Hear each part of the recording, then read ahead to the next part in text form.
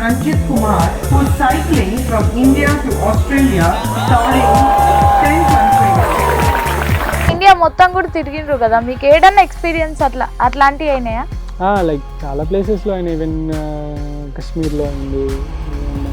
ఏమైంది కాశ్మీర్? అంటే తిట్టిరు, India flag పట్టుకొని సైకిల్ దొక్కుతా ఉంటే కొంచెం బూతులు తిట్టిరు అన్నట్టు, ఇండియా ఫ్లాగ్ వేసుకొని ఇక్కడికి ఎందుకు వచ్చినా అని చెప్పేసి. అట్లా కిడ్నాప్, దొంగతనం అంటే కర్ణాటకలో జరిగింది. ఐసుకి కాళ్ళు గడ్డగట్టిన రోజులు ఉన్నాయి, ముక్కు గడ్డగట్టిన రోజులు ఉన్నాయి, ఒక్కోసారి ముక్కు ఇట్లా స్పర్శ కూడా తెలియని రోజులు ఉన్నాయి. వానకి తడిసి 3-4 రోజులు తడిసి చేతులని ఇట్లా మొత్తం దగ్గరికి అయిన రోజులు ఉన్నాయి. ఎండకు తట్టుకోలేక అడ్డం పడ్డ రోజులు ఉన్నాయి. బక్కగా 10-15 కిలోలు తగ్గిన రోజులు ఉన్నాయి. మొహం అంతా సన్బర్న్ అయ్యి తను కాలిపోయి బాడీ అంతా అట్లా అయిన రోజులు ఉన్నాయి. ఇండియన్ విజిట్ చేసిన అంటే నేను హైదరాబాద్ ఒక్కటే చూసి ఇండియన్ విజిట్ చేసిన అన్నట్టు ఉండదు నాది. కన్యాకుమారి నుండి కాశ్మీర్ దాకా దొక్కితే ఇండియా అయిపోయినట్టు నాది. అట్లా ప్రతి కంట్రీలో ఆ విధంగా కవర్ చేసిన, ఆ విధంగానే కవర్ చేసిన. అసలు ఏడ ఆ బీజం పడ్డది మీకు ట్రావెల్ చేయాలి, పోవాలి అని? 50-60 సంవత్సరాల పిల్లల కోసం నీ లైఫ్ అంతా డెడికేట్ చేసి తినాక కడుపెండ పెట్టుకొని లాస్ట్కి పిల్లల కోసము ఇంత సంపాదిస్తే వాళ్ళిద్దరు తీసుకొని నిన్ను అనాథాశ్రమంలో వేస్తే పరిస్థితి ఏంది అసలు? మీరు ఫస్ట్ టైం ప్యారిస్ పోయినప్పుడు ఎట్లుండే మీ ఫీలింగ్? ఇదేంది సెల్ టవర్లా ఉంది, పాత పడ్డ సెల్ టవర్లా ఉంది అని అంటే ఎగ్జైట్మెంట్ ఏమనిపించలేదు, ఎందుకు డే టైంలో వెళ్ళినా కాబట్టి. 20 దేశాలలో మీరు సూపర్ హాస్పిటాలిటీ పొందిన దేశాలు ఏంటి? సౌత్ థాయిలాండ్, ఒక ముస్లామే అండ్ కొన్ని ఫ్యామిలీస్ మంచిగా వాళ్ళ ఇంట్లో స్టే ఇచ్చి, బెడ్ ఇచ్చి, సపరేట్ రూమ్ ఇచ్చి. మంగోలియన్స్ కొంచెం అంటే ఇప్పుడు సోషల్ మీడియా చూస్తే భయంకరంగా ఉంటారు అట్లా అనిపిస్తుంది కదా, మీకేం అనిపించలేదా? ఇప్పటికీ స్కూల్కి వెళ్ళిన పిల్లలు గుర్రాల మీదే వెళ్తారు. ఇప్పటికీ వాళ్ళు 3 పూటలు మీటే తింటారు. Only meet, red meat. అది కూడా దగ్గర ఒక 1000 కిలోమీటర్లు అనుకుంటా మనుషులను చూడకుండా రైడ్ చేసిన ఎడారిలో. అది ద బెస్ట్. ఉమెన్ సేఫ్టీ ఎట్లుంటుంది బయట దేశాలలో? ఫస్ట్ ఏ సైకిల్తో మొదలు పెట్టిండ్రు, ఇప్పుడు ఏ సైకిల్ వాడుతున్నారు? సర్లీ లాంగ్ హోల్ ట్రక్కర్ అని చెప్పేసి. ఎండ్ ఆఫ్ ది డే ఒక దగ్గర ఆగాలి కదా. నేను ఒకవేళ ఆగడం అనేది ఉంటే అంతే, ఇంక అక్కడే గ్రేవ్ యార్డ్లోనే. 47,000 కిలోమీటర్లు ఓన్లీ సైకిల్ మీద తిరిగిండు. నేను ఈయనని సాహస వీరుడు అంట. ఈయన 20 దేశాలు తిరిగి ఆయన వెనకాల చాలా ఎక్స్పీరియన్స్లు ఎన్కేసుకున్నాడు. ఇప్పుడు మనం అడిగి తెలుసుకుందాం ఆయన ఎక్స్పీరియన్స్ లేనిది, ఏ దేశాలలో ఎట్లుంది, ఇండియాకి అక్కడికి కంపేర్ చేసి చూద్దాం. మనతో పాటు ఉన్నారు రంజిత్. హలో రంజిత్. హాయ్ అండి. ఎట్లున్నారు? చాలా బాగున్నా, ఫైన్. ఎప్పుడు వచ్చిండ్రు ఇండియాకి? రీసెంట్గా వచ్చా, ఒక 3 months అవుతున్నట్టున్నది. సో మధ్యలో వచ్చిన, రైడ్ మధ్యలో. ఇంకా మళ్ళీ ఇంకొక 1.5 month తర్వాత మళ్ళీ వెళ్ళిపోతాను. ఓకే. మీ హెల్త్ ఎట్లుంది? ఇప్పుడు ఓకే, పర్ఫెక్ట్ సెట్ అయింది. డాక్టర్ కూడా ఒక 2 months రెస్ట్ తీసుకోమన్నారు. తర్వాత మళ్ళీ స్టార్ట్ చేయొచ్చు అని చెప్పేసి అని అన్నారు. సో అందుకని చెప్పేసి ఇంకా ఇప్పుడు రెస్ట్. ఓకే. ఎన్ని రోజులు రెస్ట్ మరి? ఇంకొక 1 month or 1.5 monthలో, అంటే రెస్ట్ అంటే ఇప్పుడు సైక్లింగ్ మెల్లిగా చేస్తాను.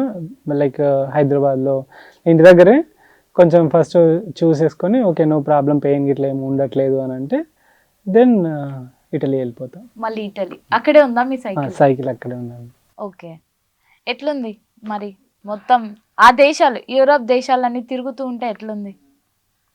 లైక్ యూరోప్ అనేది ప్రపంచంలో అంటే ఎవరైనా ఎప్పుడైనా ట్రావెల్ చేయాలని అనుకుంటే లాస్ట్కి యూరోప్ చూడాలి అని అంటారు. అంటే నేను కూడా అదే సజెస్ట్ చేస్తాను, ఎందుకంటే యూరోప్ చాలా బ్యూటిఫుల్గా ఉంటుంది. ఒక్కసారి యూరోప్ తిరిగిన తర్వాత మిగతా వేరే కంట్రీస్కి వెళ్తే ప్రతిసారి కంపేర్ చేసుకుంటూ ఉంటాం మనం.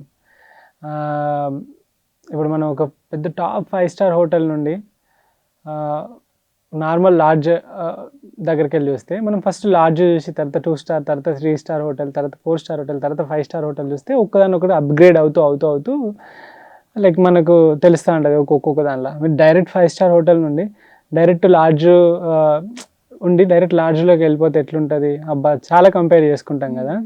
సో అట్లా అంటే నేచర్ పరంగా చెప్తున్నా నేను. సో యూరోప్ అనేది మీకు తెలుసు, స్విస్సే కానీ స్విట్జర్లాండ్, మీకు మన సినిమా మూవీస్ అన్ని షూటింగ్స్ అని అక్కడ జరుగుతూ ఉంటాయి. ఫ్రాన్స్ కానీ, ప్యారిస్ అని చాలా మందికి అని, వెనీస్ అని చెప్పేసి లైక్ ఇట్లా చాలా ప్లేసెస్ ఉన్నాయి యూరోప్లో. అలాంటి చాలా బ్యూటిఫుల్ ప్లేసెస్ అండ్ ల్యాండ్స్కేప్ కూడా గ్రీనరీ తోటి చాలా బాగుంటుంది.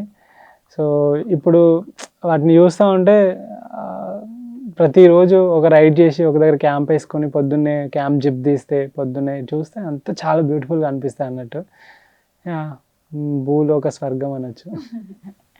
మీరు ఫస్ట్ టైం ప్యారిస్ పోయినప్పుడు ఎట్లుండే మీ ఫీలింగ్? అంటే నేను చాలా వరకు చూసిన ప్యారిస్ వెళ్ళాలి అంటే మూవీస్లో కానీ, ఇప్పుడు ఎక్కడికి వెళ్ళాలి అని అంటే ఎక్కడ నీ డెస్టినేషన్ ఏంటి అంటే ఫేవరెట్ అంటే ప్యారిస్ అని చెప్పేసి అని అంటారు కదా. ప్యారిస్ వెళ్ళాలి అండ్ ఇట్లా చెప్తా ఉంటే నేను చాలా చాలా చాలా ఎగ్జైట్ అయిపోయినా. ఎందుకంటే నేను వెళ్తున్నా ప్యారిస్కి. ఇంకా ఈఫిల్ టవర్ అని మీరు వింటారు కదా, ఆ టవర్ దగ్గర చాలామంది ఫొటోస్ దిగుతూ ఉంటాయి, అది దిగుతూ ఉంటే. ఇంకా నేను ప్యారిస్కి వెళ్ళిన 3 days అవుతుంది. మన తెలుగు వాళ్ళు ఉండే తమ్ముళ్ళు, సో వాళ్ళతోటి వెళ్తా ఉంటే సైకిల్ మీదే వెళ్తాను. సైకిల్ మీద నాకు ప్యారిస్లో తెలుగు వాళ్ళందరితోటి ఆ ఈఫిల్ టవర్ దగ్గర మీటప్ అన్నట్టు. సో దూరం నుండి తొక్కకుండా పోతున్నా, దగ్గరికి వెళ్తూ ఉంటే మనకు ఆ టవర్ కనబడుతూ ఉంటుంది. లైక్ నేను దగ్గరికి వెళ్తూ ఉంటే ఈ సెల్ టవర్ ఏంది ఇంత పెద్ద, ఈ సెల్ టవర్ నేను లైక్ సెల్ టవర్ ఏంటిది ఇదేనా, ఈ సెల్ టవర్ ఏంటిది ఇది అని చెప్పేసానంటే అదే ఈఫిల్ టవర్ అని అంటే ఇదేంది సెల్ టవర్లా ఉంది, పాతపడ్డ సెల్ టవర్లా ఉంది అని అంటే దగ్గర పోయేదాకా చూసిన. అక్కడ పోయిన తర్వాత ఇంకా నాకు మన కరెంట్ ఉంటాయి కదా టవర్లు, లేకుంటే మొబైల్ టవర్లు ఉంటాయి కదా, అట్లనే అనిపించింది. లైక్ ఎగ్జైట్మెంట్ ఏమనిపించలేదు, ఎందుకు డే టైంలో వెళ్ళినాయి కాబట్టి. సో నైట్ టైంలో లైటింగ్స్ అవన్నీ పెట్టి చాలా బ్యూటిఫుల్గా ఉంటుంది అని చెప్పేసి అని అన్నారు. ఈవెన్ చాలా మూవీస్లలో చూసింటే ఈఫిల్ టవర్ అని.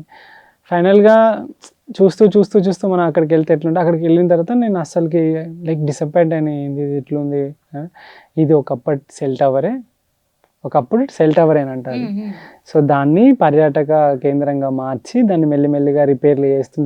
దాని నుండి వచ్చే ఇన్కమ్ కన్నా దానికి పెట్టే పెట్టుబడే ఎక్కువ ఉంటుందంట. బట్ టూరిస్టిక్ ప్లేస్ కదా అది. సో అని చెప్పేసి చెప్పినప్పుడు అనిపించింది. ఆ తర్వాత మెల్లిమెల్లిగా చెప్తాను, జాగ్రత్త, దొంగలు ఉంటారు, జాగ్రత్త, ఎత్తుకుపోతారు. అండ్ మన తెలుగు వాళ్ళు మొన్న మనోడి మెడలో చైన్ గుంజుకొని పోయారు ఇట్లా. లైక్ ఇంకా రైడ్ చేసుకుంటూ పోతే చాలా మంది హోమ్లెస్ పీపుల్, ఇది అంతే కనబడుతుంది. అంటే లైక్ మైండ్లో ఊహించుకున్నది వేరు, అక్కడ జరిగేది వేరు అన్నట్టు, అన్నీ ఉన్నాయి అన్నట్టు. ఇప్పుడు సబ్వేలలో అంటే అండర్ గ్రౌండ్ టన్నెళ్లలో ఉంటాయి కదా, ఒక్కరు వెళ్ళాలంటే కూడా చాలా మంది భయపడతారంట.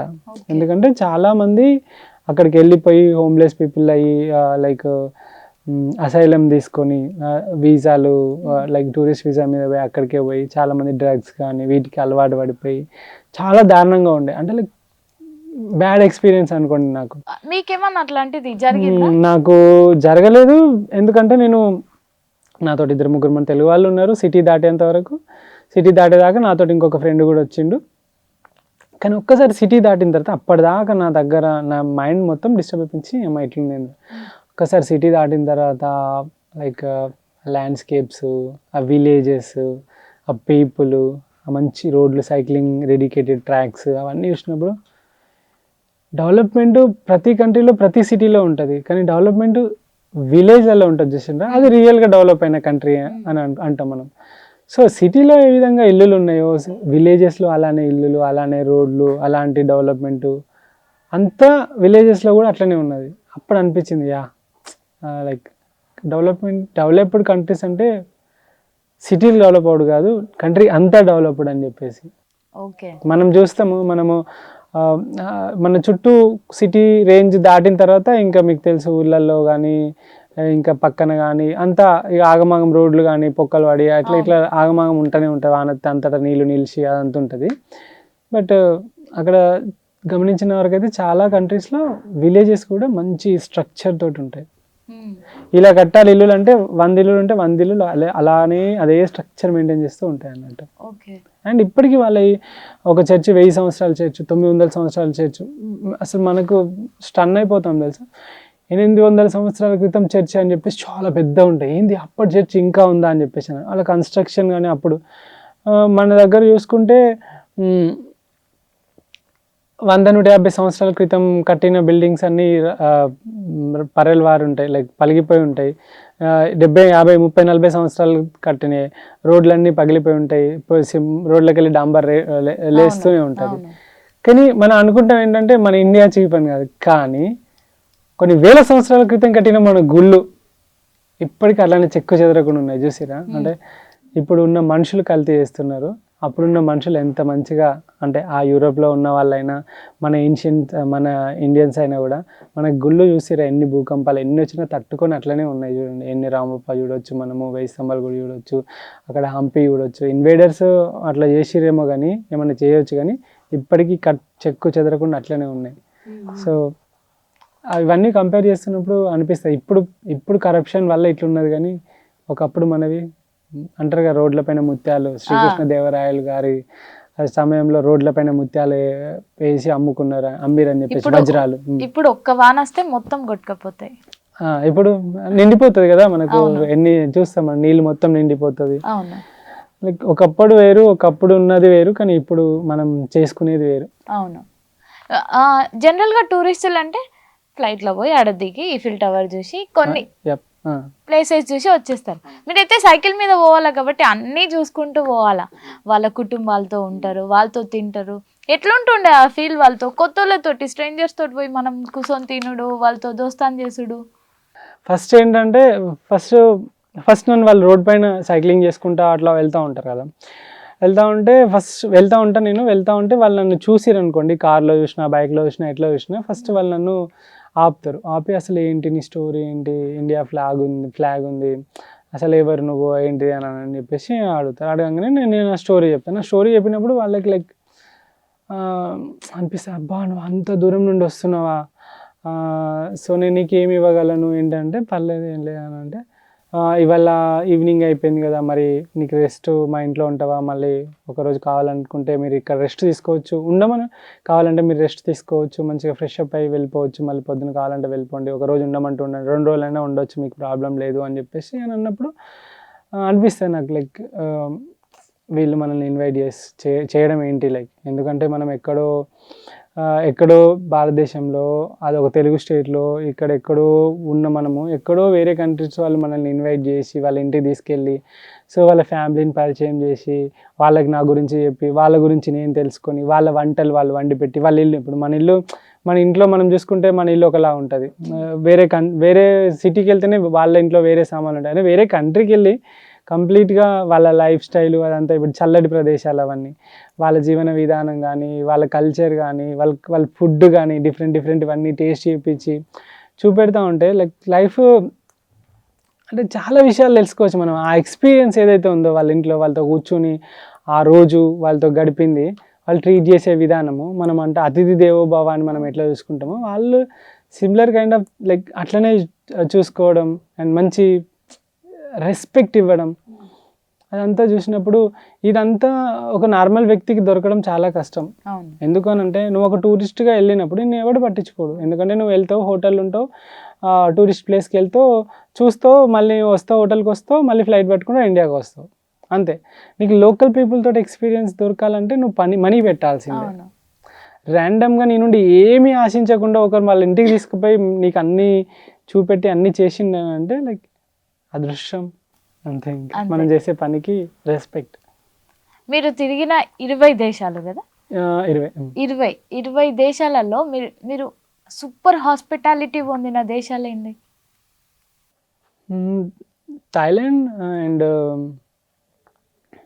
థాయిలాండ్లో సౌత్ థాయిలాండ్ ఒక ముస్లామే అండ్ కొన్ని ఫ్యామిలీస్ మంచిగా వాళ్ళ ఇంట్లో స్టే ఇచ్చి, బెడ్ ఇచ్చి, సపరేట్ రూమ్ ఇచ్చి, అండ్ ఇట్లా మన ఇండియన్స్ అయితే ప్రతి కంట్రీలో కంపల్సరీ మనల్ని ఎంత బాగా చూసుకుంటారో తెలుసు, బట్ వేరే కంట్రీస్లో ఈవెన్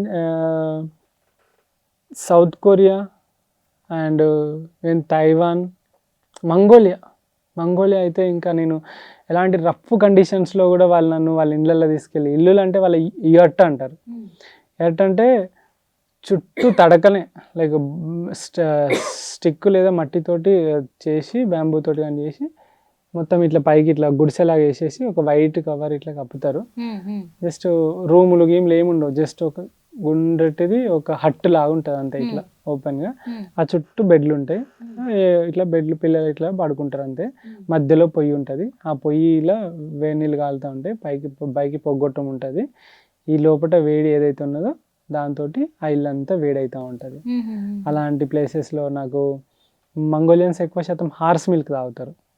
హార్స్ మిల్క్, దాంతో చేసే ఒక ఆల్కహాల్. మంగోలియన్స్ కొంచెం అంటే ఇప్పుడు సోషల్ మీడియా చూస్తే భయంకరంగా ఉంటారు అట్లా అనిపిస్తుంది కదా, మీకేం అనిపించలేదా? అంటే ఒకప్పుడు జంగిస్ ఖాన్ ఉన్న ఆ టైంలో వాళ్ళు దండయాత్రలు చేసి లైక్ చైనా లాంటి మీకు చాలా ఏషియన్ కంట్రీస్లో మీకు చూసుకుంటే అతని జెనెటిక్స్ ఇంకా ఉన్నాయని చెప్పేసి అని అంటారు, వీళ్ళందరూ వాళ్ళే అని అంటారు. సో వాళ్ళు అప్పట్లో వాళ్ళు చేసిన యుద్ధాలే కానీ అవన్నిటి వల్ల వాళ్ళు క్రూరంగా అనిపించవచ్చు. బట్ ఆ రాజుల యొక్క కాలాలు అవన్నీ ఇప్పుడు అన్నీ లేవు కాబట్టి అందరూ లైక్ నాగరికత నేర్చుకున్నారు, మొత్తం ఇట్లా సివిలైజేషన్ అయింది. సో ఇప్పుడు వాళ్ళు కూడా మారారు. కానీ స్టిల్ చాలామంది దగ్గర ఫోన్లు లేవు. ఇప్పటికీ స్కూల్కి వెళ్ళిన పిల్లలు గుర్రాల మీదే వెళ్తారు. లైక్ ఇప్పటికీ వాళ్ళు 3 పూటలు మీటే తింటారు. Meet, only meet, red meat, అది కూడా మేక లేదా హార్స్ లేకుంటే బీఫ్, ఇదే తింటారు. అండ్ వాళ్ళ యొక్క జీవన శైలి కంప్లీట్గా నేను ఇంతవరకు చూసిన వాళ్ళల్లో కంప్లీట్ ఆపోజిట్ ఉన్నది. అస్సలు పొల్యూషన్ ఉండదు, చెట్లు కూడా ఉండవు చూద్దామంటే, మొత్తం ఎడారి, -50, -60, -70 డిగ్రీస్ టెంపరేచర్స్. 16 డిగ్రీలు ఏసీ పెట్టుకుంటే ఆగమాగం అవుతాం. అలాంటి -50, -60, -70 డిగ్రీస్లో వాళ్ళు సర్వైవ్ అవ్వడం. సో వాళ్ళ లైఫ్ స్టైల్ అంతా వేరే ఉంది. మంచి హాస్పిటాలిటీ అంటే మంగోలియా మంచిగా ఉంది. నా బెస్ట్ కంట్రీ అంటే కూడా అదే చెప్తా. అంటే నేచర్కి నేను ఎంజాయ్ చేసిన దానిలో రైడ్లో అదే దగ్గర ఒక 1000 కిలోమీటర్లు అనుకుంటా మనుషులను చూడకుండా రైడ్ చేసిన ఎడారిలో, అది ద బెస్ట్. ఓకే, ఇప్పుడు పర్యావరణం విషయానికి వస్తే మాట్లాడుకున్నాం కాబట్టి మీకు ఏడ బ్యూటిఫుల్ అనిపించింది? అంటే మన ఇండియాలో ఏంది ఇట్లుంది, ఈడేంది ఇట్లుంది అని.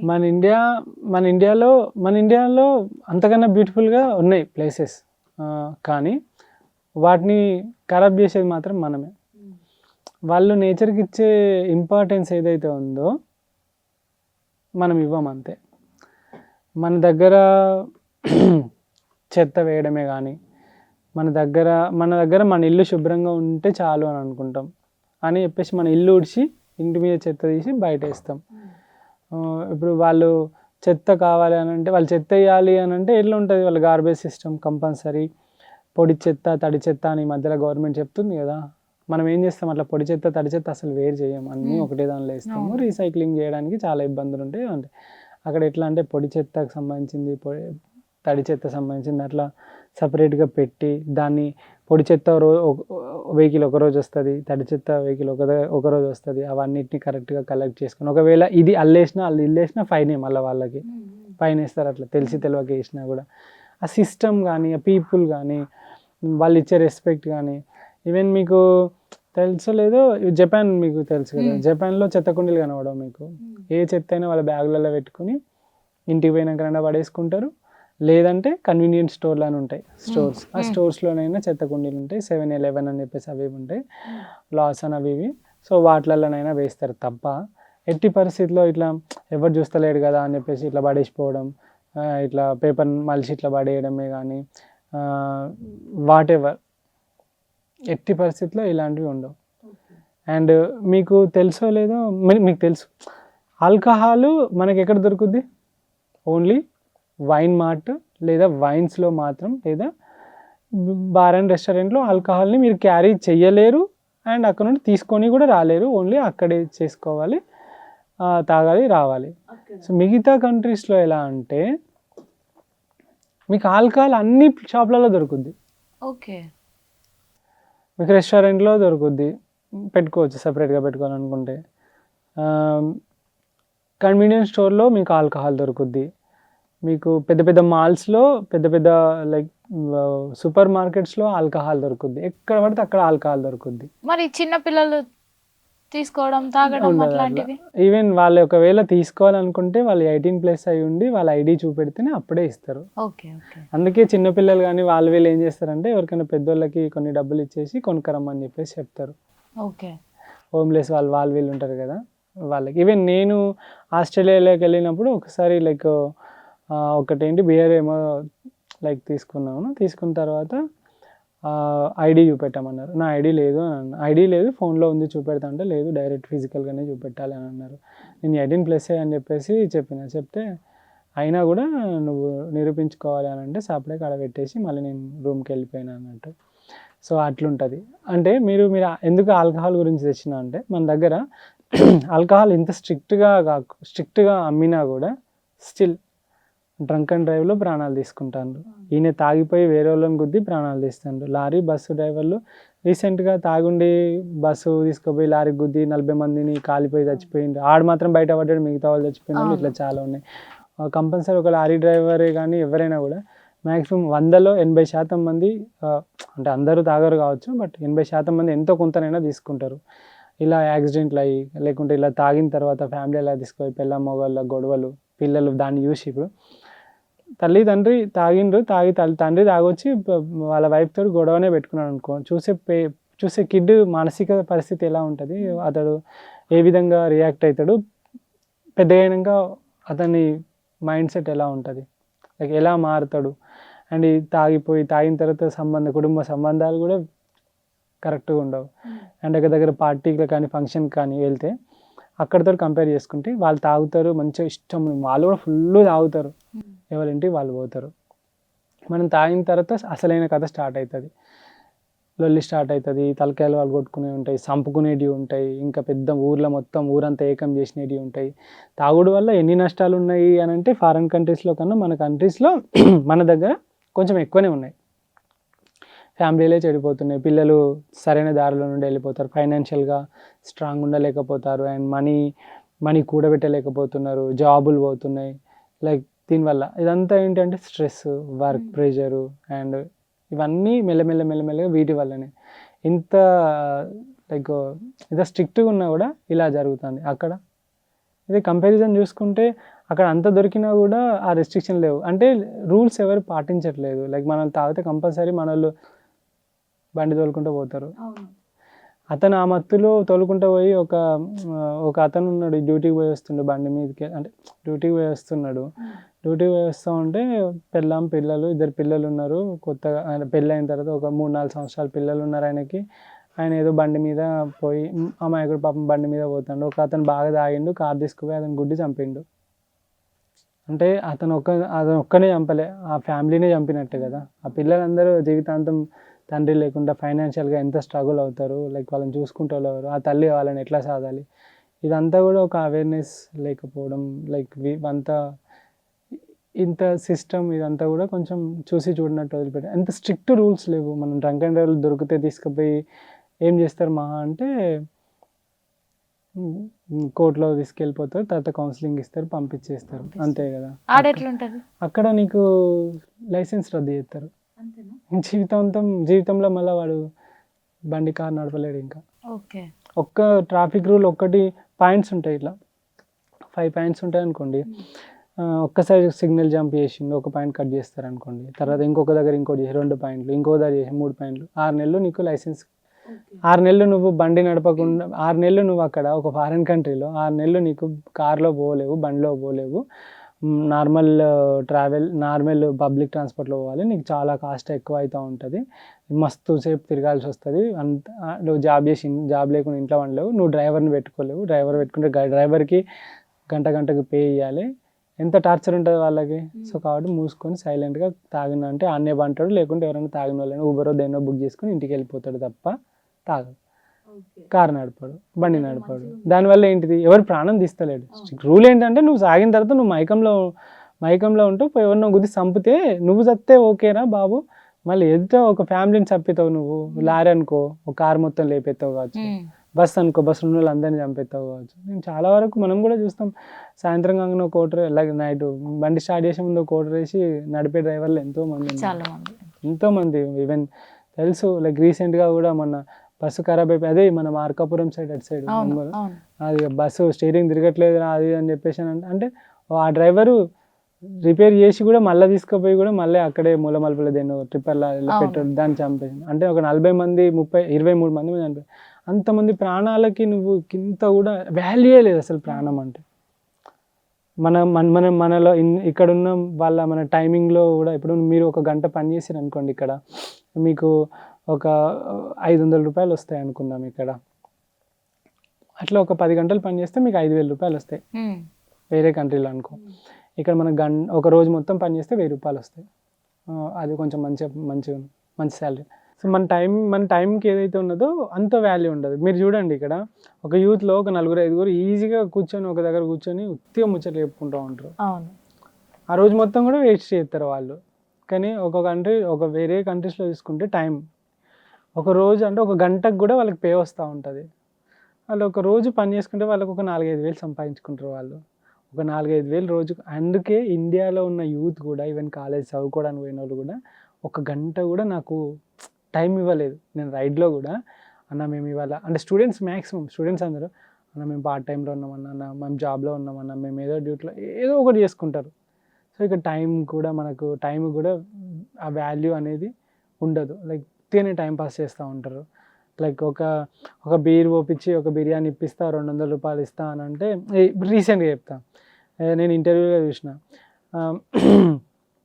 గ్యాస్ అయిపోయిందని ధర్నాకి మొత్తము చేస్తూ ఉన్నారు మన వాళ్ళందరూ యూపీలో ఎంపీలో సంథింగ్. ఒక జర్నలిస్ట్ పోయి నిజంగానే మరి గ్యాస్ అయిపోయిందా అని అంటే లేదు అని అన్నది ఆమె. అంటే లైక్ ఆమెకు తెలియదు కదా మరి ఈడ ధర్నా ఎత్తాను ఏంటంటే 200 ఇచ్చారు, నాకేంది నేను వచ్చిన అంటే 200 ఇస్తా అంటే 200 కూలి పోతే కూడా 200 ఇస్తారు, ఇక్కడ కూర్చుంటే కూడా 200 ఇస్తారు, దానికని ఇక్కడ కూర్చుంటే 200 ఇస్తే అయిపోద్ది, కూర్చుంటే అయిపోయింది కదా 200 ఇచ్చారు. అంటే వాళ్ళు ఎందుకు ధర్నా చేస్తున్నారో కూడా ప్రజలకు తెలియదు. అంటే రాజకీయ నాయకులు జస్ట్ ఇప్పుడు పెట్రోల్ అయిపోయిందని ఒక 2 రోజులు 3 రోజులు మొత్తం హైదరాబాద్ ఉన్న పెట్రోల్ బ్యాంకులు మొత్తం కొన్ని బంద్ అయినాయి. కొన్ని పెద్దగా ఈ మెయిన్ సిటీలలో ఉన్నాయన్నీ ఎంతో లైన్లో మనం కూడా ప్యానిక్ అయిపోయి పెట్రోల్ కొట్టించుకొని ఫుల్ ట్యాంకులు చేసుకొని ఒక డ్రమ్ము పిచ్చోళ్ళకైనా డ్రమ్ములు పట్టుకొని ఒకడు డబ్బాలు పట్టుకొని అని నింపుకొని ఉంటే వచ్చినాం. ఎందుకంటే జనాలు పిచ్చోళ్ళు కాదు, జనాలను పిచ్చోళ్ళని చేసారు. ఎందుకంటే మనకేం తెలుసు నిజంగానే అయిపోయింది కాదు, నిజంగానే అయిపోతే పట్టుకున్న వాళ్ళు అందరు సేఫే కదా. కానీ అట్లా అయిపోయిందని చెప్పేసి ఒక కృత్రిమ కొరత సృష్టించారు. ఇప్పుడు ఎట్ ద ఎండ్ 2 రోజులు 3 రోజుల తర్వాత చూస్తే పెట్రోల్ పంపులన్నీ ఖాళీ. పెట్రోల్ అంత ఉన్నది కొట్టుకోవడానికి ఇవ్వలేడు. ఎందుకు ఇవ్వలేరు అంటే 4-5 రోజులు కలిపింది ఒకటే రోజు కొట్టుకొని పోయినాం మనం. అంటే మనల్ని పిచ్చోళ్ళని ఈ రాజకీయ నాయకులు చేస్తున్నారు. వాళ్ళు చేస్తూ ఉంటే మనం పిచ్చోళ్ళం అవుతున్నాం. ఒక మీటింగ్ పెడితే పని పాట ఉన్న జనాలని ఆ రోజు పని మాన్పించేసి పొలాలకు వాడివిడికి పని చేసుకుంటే వాళ్ళందరినీ మాన్పించేసి ట్రాక్టర్లు మాట్లాడి బస్సులు మాట్లాడి మనిషికి 200-300 రూపాయలు ఇచ్చి అదంతా నింపుకొని ఆ పార్టీ యొక్క నాయకుడు ఆ పార్టీ అరేంజ్ చేస్తే ఆ కార్యకర్తలు కానీ ఆ ఊర్లో ఉన్న ఆ పార్టీకి సంబంధించిన వాళ్ళందరూ బస్సులు ఆటోలు అన్నీ నింపుకొని పోయి తీసుకుపోయి ఆడ పెట్టేసి చూడు నాకు ఎంతమంది సపోర్ట్ ఉన్నారంటే వాళ్ళందరూ నీకు సపోర్ట్ చేయడానికి రాలేదు, నువ్వు డబ్బులు ఇస్తే ఆ రోజు కూలి మందం బిర్యానీల మందం వచ్చిర్రు అని అంటే జనాలు ఇదంతా ఫ్రీగా ఇదంతా వస్తుందని చూసి లాస్ట్కి మన జనాలే దేశం బాగుపడతలేదు, రోడ్లు ఇట్లున్నాయి, ఇది అట్లున్నది అది అట్లున్నాయి అని క్వశ్చన్ చేస్తారు. అంటే నువ్వు ఓటుకి నోటు తీసుకొని ఇవన్నీ చేసి మళ్ళీ నువ్వు క్వశ్చన్ చేసే హక్కు మనకుందా అంటే లేదు.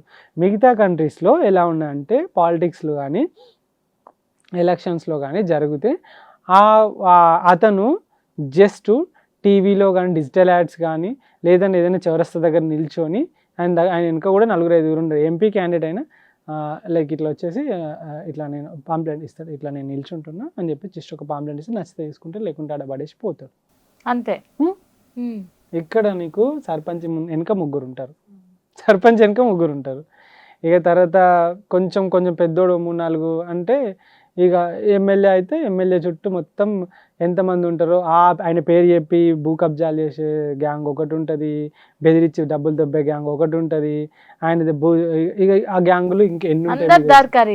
ఇక అందరు వాళ్ళు వీళ్ళే పోలీసు వాళ్ళని కంట్రోల్ చేస్తూ ఉంటారు, వీళ్ళే అక్కడ ఉన్న గవర్నమెంట్ ఎంప్లాయీస్ని కంట్రోల్ చేస్తూ ఉంటారు, ఆ సిస్టాన్నే కంట్రోల్ చేస్తూ ఉంటారు. ఒక ఎమ్మెల్యే క్యాండిడేట్ దేనికి వస్తాడు, దానికి సేవ చేయడానికి వస్తున్నాడు. సేవ చేయడానికి వచ్చి అడుక్కునేటప్పుడు ఎట్లా అడుక్కుంటాడు, దీనికి వచ్చేసి ఎట్లా డిమాండ్ చేస్తున్నాడు. అతని దగ్గరికి పోవాలంటే జనము మా ఎమ్మెల్యే మాట్లాడితే పని అయిపోతుంది. ఎమ్మెల్యే మాట్లాడితే పని ఎందుకు అయిపోతుంది? గవర్నమెంట్ అంటున్న ఆ సిస్టమ్ అంతా దేనికి ఉన్నది? అంతే ఇప్పుడు ఆధార్ కార్డు చేయడానికి ఉన్న సిస్టము, ఆ సర్వేలు చేయడానికి ఆ సిస్టమ్ అంతా ఎందుకు, మధ్యలో ఇతను ఎందుకు వచ్చిండు అని అంటే మన సిస్టమ్. మనము అట్లా వాళ్ళని ఆ హైప్లో చూస్తున్నాం. ఒక పెద్ద ఒక అతనంటే అతను కనబడంగానే సార్ అనుకుంటా పోవడము, నాకు ఎమ్మెల్యే తెలుసు అని వాడు గొప్ప చెప్పుకుంటాడు. నీకు ఎమ్మెల్యే తెలితే ఏంది, ఎంపీ తెలితే ఏంది? ఇదంతా ఎందుకు ఆ కంట్రీస్లో ఎందుకు మోస్తలేరు జనాలు వాళ్ళని? ఎందుకు లేదంటే ఇదంతా మరి మనం అట్లా తయారైనమా తెలియదు. మన అంత ఇల్లిటరసీ అంటే మన వాళ్ళు మిగతా కంట్రీలలో కానీ మన వాళ్ళే మంచిగా చదువుకుంటారు. ఇదంతా తెలిసి కూడా వీటన్నిటికీ పోతున్నాం అని అంటే, ఇవన్నీ ఉండి మళ్ళీ మనం డెవలప్ కావాలి చేయాలి అని అంటే ఇంకా ఎన్ని సంవత్సరాలు అవుతుందో తెలియదు. అంటే మీకు దార్కారి లాగా ఎవరు కనిపించాలి? ఎవరు ఉండరు అట్లా, అసలుకి ఎవరు ఉండరు. మీకు ఎంపీ అయినా ఎవరైనా నార్మల్గా అపాయింట్మెంట్ కావాలంటే సింపుల్గా దొరికిపోద్ది. ఆయన దగ్గర కూడా ఏమైనా పని ఉంటేనే పోతారు అంతే.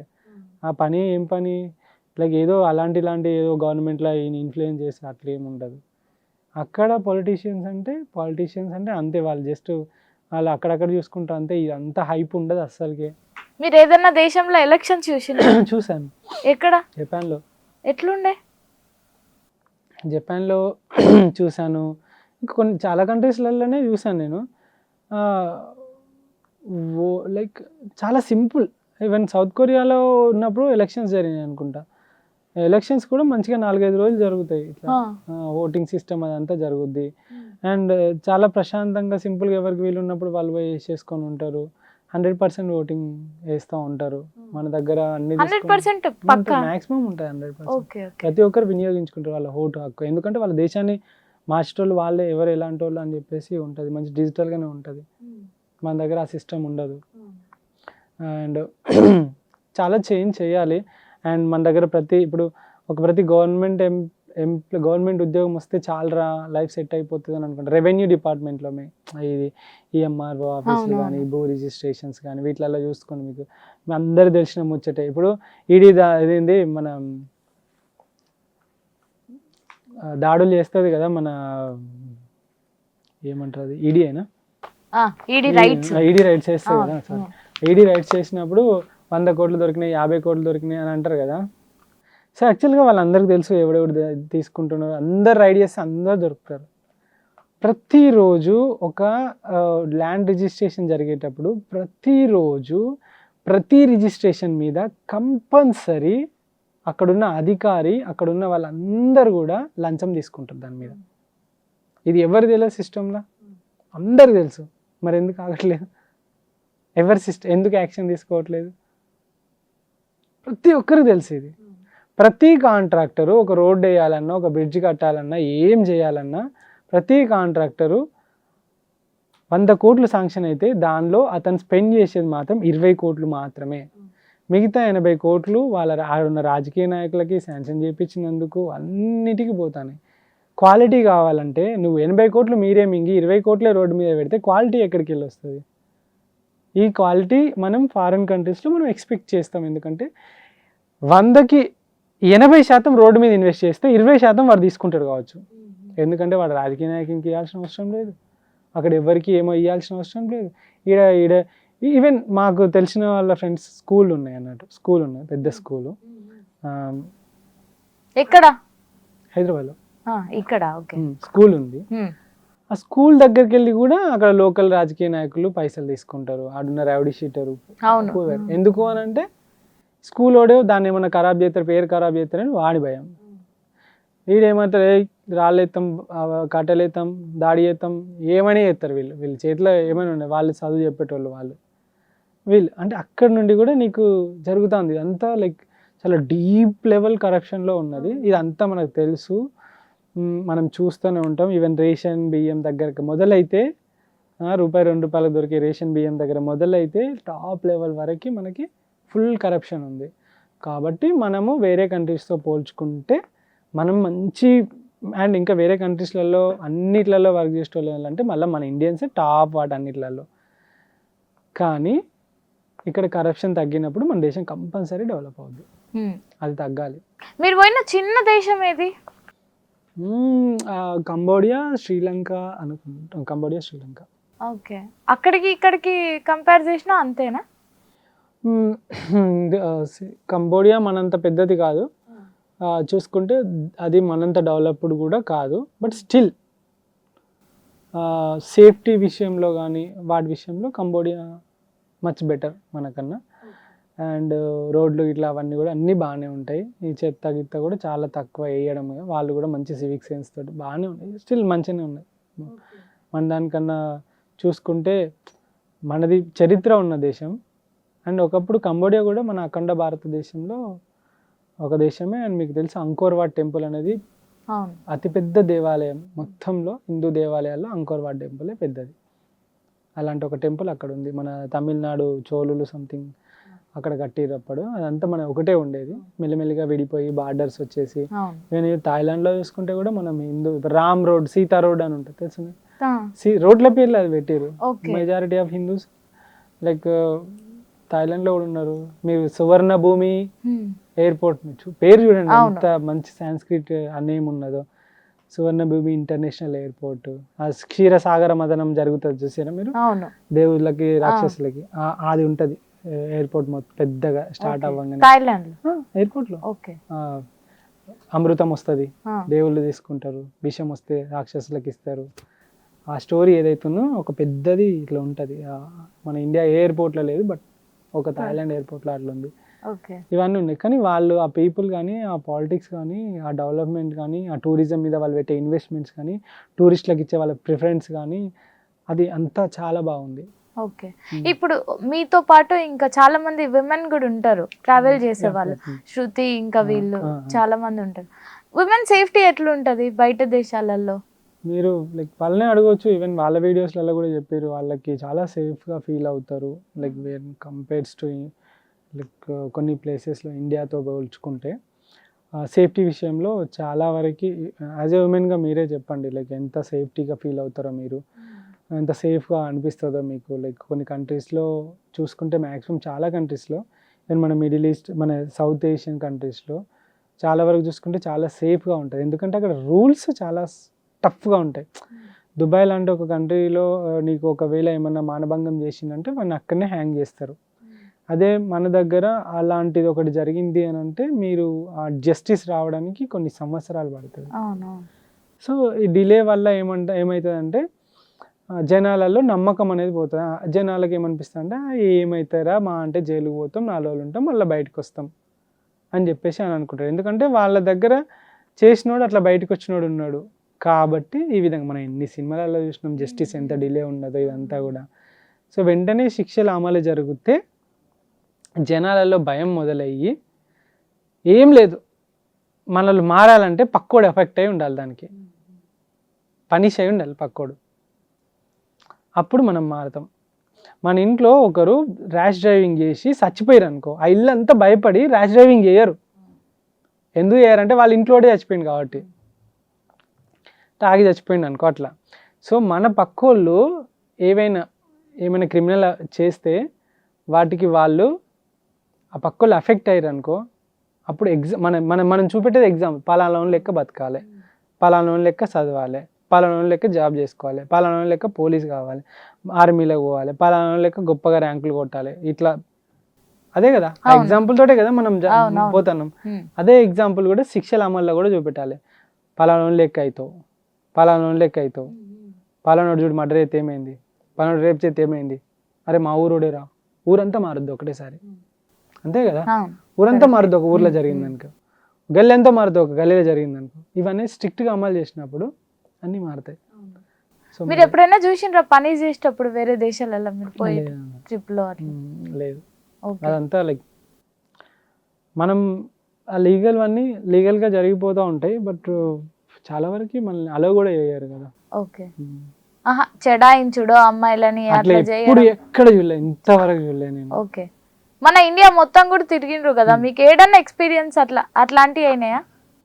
లైక్ చాలా ప్లేసెస్లో అయినాయి. ఈవెన్ కాశ్మీర్లో అయింది. ఈవెన్ ఏమైంది కాశ్మీర్లో అంటే లైక్ అంటే తిట్టిరు, ఇండియా ఫ్లాగ్ పట్టుకొని సైకిల్ తొక్కుతూ ఉంటే కొంచెం బూతులు తిట్టిరు అన్నట్టు, ఇండియా ఫ్లాగ్ వేసుకొని ఇక్కడికి ఎందుకు వచ్చినావు అని చెప్పేసి. అదొకటి బ్యాడ్ ఎక్స్పీరియన్స్. అండ్ అస్సాం అటు టైంలో నేను సైకిల్ చేసుకుంటూ పోతుంటే లైక్ బండి మీద పక్క పంట వచ్చి కెమెరా గుంజుకుపోదామని చూసారు. అదొకటి. కర్ణాటక లాంటి ప్లేసెస్లో దొంగతనం చేయడం, అదే కిడ్నాప్ దొంగతనం అంతా కర్ణాటకలో జరిగింది. ఓకే, ఎక్స్ప్లెయిన్ చేయగలుగుతారా? అది నేను రైడ్ చేసుకుంటూ పోతున్న మార్నింగ్ 6 o'clockకి ఒక దగ్గర ఒక వాటర్ ఫాల్స్ ఉంటాయి కర్ణాటకలో. ఒక స్విమ్మింగ్ చేస్తూ ఉంటే ఒక ముగ్గురు వచ్చారు. ముగ్గురు వచ్చేసి పైన సైకిల్ ఉంది, కిందికి వచ్చారు. సైకిల్ మీద ఓన్లీ సైకిల్ కొన్ని సామాన్లు పెట్టినా, ఏవైతే మేజర్గా ఇంపార్టెంట్వన్నీ నాతో పెట్టుకున్న, పర్స్ కానీ మొబైల్ కానీ కెమెరాలు కానీ అవన్నీ నా దగ్గరకు వచ్చారు. వచ్చిన తర్వాత వీడియో తీయాలా అని అన్నారు. ఇప్పుడు ఒక్కరినే ఉన్న వీడియో తీయాలంటే ఎవరికైనా ఓకే, సో సరే తీయండి అని అన్న. తీసిన తర్వాత మంచిగా మాట్లాడిన తర్వాత పైకి పోయిన తర్వాత కొంచెం మంచిగా ఫ్రెండ్స్ అయ్యారు. పైకి పోయారు, సైకిల్ పంచర్ అయింది. పంచర్ అయింది కదా, వాళ్ళు కిడ్నాప్ వ్యాన్ అంటాం కదా, మినీ వ్యాన్, దానిలో వచ్చారు అన్నట్టు. పంచర్ అయింది కదా, మరి ఒకవేళ నిన్ను తీసుకుపోవచ్చా అంటే, లైక్ నిన్ను రోడ్ మీద దింపుతాము, ఏం పోతావు ఈ అడవిలో 15 కిలోమీటర్లు వాళ్ళు నాకు అన్నారు. అంటే సరే రోడ్ మీద దింపుతా అంటున్నారు కదా పంచర్ షాప్ కాడ, సరే అని చెప్తే సైకిల్ తీసి పైన కట్టిరు. మంచిగా దాంట్లో కూర్చుని పెట్టుకున్నారు. మళ్ళీ రోడ్ మీద తీసుకుపోయారు. రోడ్ మీద తీసుకుపోయిన తర్వాత ఇక్కడెక్కడ పంచర్ షాప్ లేవు, కొంచెం ముందు పోదామని చెప్పేసి ఒక 100 కిలోమీటర్లు తీసుకుపోయారు. 100 కిలోమీటర్లు 200 కిలోమీటర్లు అయింది, 200, 300 అయింది. అది పొద్దున మార్నింగ్ 6 గంటల నుండి రాత్రి 7 అయింది. అప్పుడు పొద్దున బ్రేక్ఫాస్ట్ తినబెట్టారు. తర్వాత లాక్డౌన్ వేసిర్రు. ఇంకా నువ్వు మెయిన్ హైవే మీద ఎక్కిస్తాము, ఇప్పుడు ఇళ్ళకెళ్ళి ఏం దొరకవు, నీకు ఫుడ్ ఏం దొరకదు అని అన్నారు. Lockdown time. సరే లాక్డౌన్ అంటారు కదా, సరే ఏదో హైవేలు దింపంటారు, నేను ఎట్లా తొక్కుంటూ పోతా, హైవేలో లారీలు అవి పోతూ ఉంటాయి, డాబాలో ఇవో ఫుడ్ దొరుకుతుంది, తొక్కుంటే పెట్రోల్ పంపులు అక్కడిక్కడ పండుకొని పోవచ్చు. ఈ అడవిలో వెస్టర్న్ ఘాట్స్ అంటారు, ఘాట్ సైడ్, శివమొగ్గ ఘాట్ సైడ్ అన్నట్టు, ఈ అడవిలో ఓడిపోతాడు అని చెప్పేసి నేను అనుకొని సరే అన్న. మెల్లమెల్లగా వాళ్ళు ఏం చేశారంటే సాయంత్రం వరకు ప్లాన్ చేసుకొని సాయంత్రం అన్ని గుంజుకొని నన్ను ఆడ నెట్టేసి వెళ్ళిపోయారు. ఓకే. నేను ఈ సాయంత్రం వరకు వాళ్ళతో ఉన్న దానిలో వాళ్ళు మధ్యాహ్నం వరకు నేను డౌట్ పడలేదు. మధ్యాహ్నం తర్వాత ఒక్కసారి డౌట్ పడ్డా, వాళ్ళు గంజాయి తాగుతా అంటే వీళ్ళు ఏదో కథే ఉన్నదని చెప్పేసి డౌట్ పడి మెల్లగా ఏం చేసిన అంటే ఆ వెహికల్ నెంబర్ అవన్నీ గుర్తుపెట్టుకొని మెల్లగా రాత్రి వాళ్ళు వదిలిపెట్టిపోయాక మెల్లగా పోలీసు వాళ్ళతో మాట్లాడి రోడ్డు మీద నేను ఒక్కనే ఉన్నా. ఇక అప్పుడు పోలీసు వాళ్ళకి కంప్లైంట్ ఇస్తే రాత్రి 2 గంటలకు దొరకబట్టిరు వాళ్ళని. పొద్దుగాల నా సామాన్లని నాకు ఇచ్చారు. ఎట్లుండే ఆ పరిస్థితులనైనా, ఏందిరా బాయ్ ఇది ఇంటికి పోతా ఇక నేను ఏం తిరుగుడు ఇది అట్లా ఎప్పుడు అనిపించలేదు, ఇంతవరకు అనిపించలేదు. 5 yearsలో నాకు అలాంటి థాట్ ఎప్పుడు రాలేదు, ఎందుకంటే నేను ఏం చేస్తున్నా అనేది నాకు తెలుసు. అండ్ ఒక ఫుల్ క్లారిటీ ఉన్నప్పుడు అలాంటిది అనిపించదు. ఇప్పుడు ఎవరో ఇప్పుడు నీకు చదువు ఇష్టం లేదు, చదువు అని బుక్ పట్టి ముందర పెడితే నీకు చిరాకు లేస్తుంది. నీకు ఇష్టం ఉంది, ఇష్టమైన పనిని ఎవరు ఫోర్స్ చేయకుండా మనమే ఎంచుకున్న పనికి ఎప్పుడు మనకు అట్లా అనిపించదు. అసలు ఏడ ఆ బీజం పడ్డది మీకు ట్రావెల్ చేయాలి పోవాలి అని? బీజం అనేది అంటే లైక్ ఒక చిన్నప్పటి నుండి అంటే ఒక 10th class అట్లా అయిపోయిన తర్వాత, ఇంటర్మీడియట్ అయిపోయిన తర్వాత డిప్లొమా ఇన్ ఫార్మసీ అవి చేస్తున్నప్పుడు ఎటైనా పోతే బాగుంటుంది ఫ్రెండ్స్. అప్పటిదాకా ఇంట్లో ఇట్లా కట్టేసి ఉన్నాను. నేను బయటకు పోయినప్పుడు మంచిగా అనిపించేది. ఇంటర్ అయిపోయింది, డిప్లొమా అయిపోయింది, బ్యాచిలర్ ఇన్ ఫార్మసీ అయిపోయింది, మాస్టర్ ఇన్ ఫార్మసీ అట్లా అయిపోయినప్పుడు ఒక్కసారేమో లైక్ కాశ్మీర్ లదాఖ్ వెళ్ళుంటాయి, లైక్ జస్ట్ ట్రైన్లోనే వెళ్ళున్నా. వెళ్ళిన తర్వాత ఆ ఫీల్ అదంతా మంచిగా అనిపించింది. ఆ తర్వాత బైక్ తీసుకొని బైక్ పైన వెళ్ళినాం. ఉంటాయి కొన్ని ప్లేసెస్ చాలానే తిరిగిన ప్రాపర్గా టూరింగ్ లాగా. తిరిగిన తర్వాత ఇంకా మనము టూరింగ్ చేస్తే మనం ఏం కోటీశ్వర్లం కాదు, ఆస్తి ఇంకా ఏం లేదు, బండ్ల తిరిగితే పెట్రోల్ పోయించుకోవాలి, తినడానికి డబ్బులు అన్నీ కావాలి కాబట్టి సో మళ్ళీ నార్మల్ జాబ్ అవి చేసుకుంటుంది.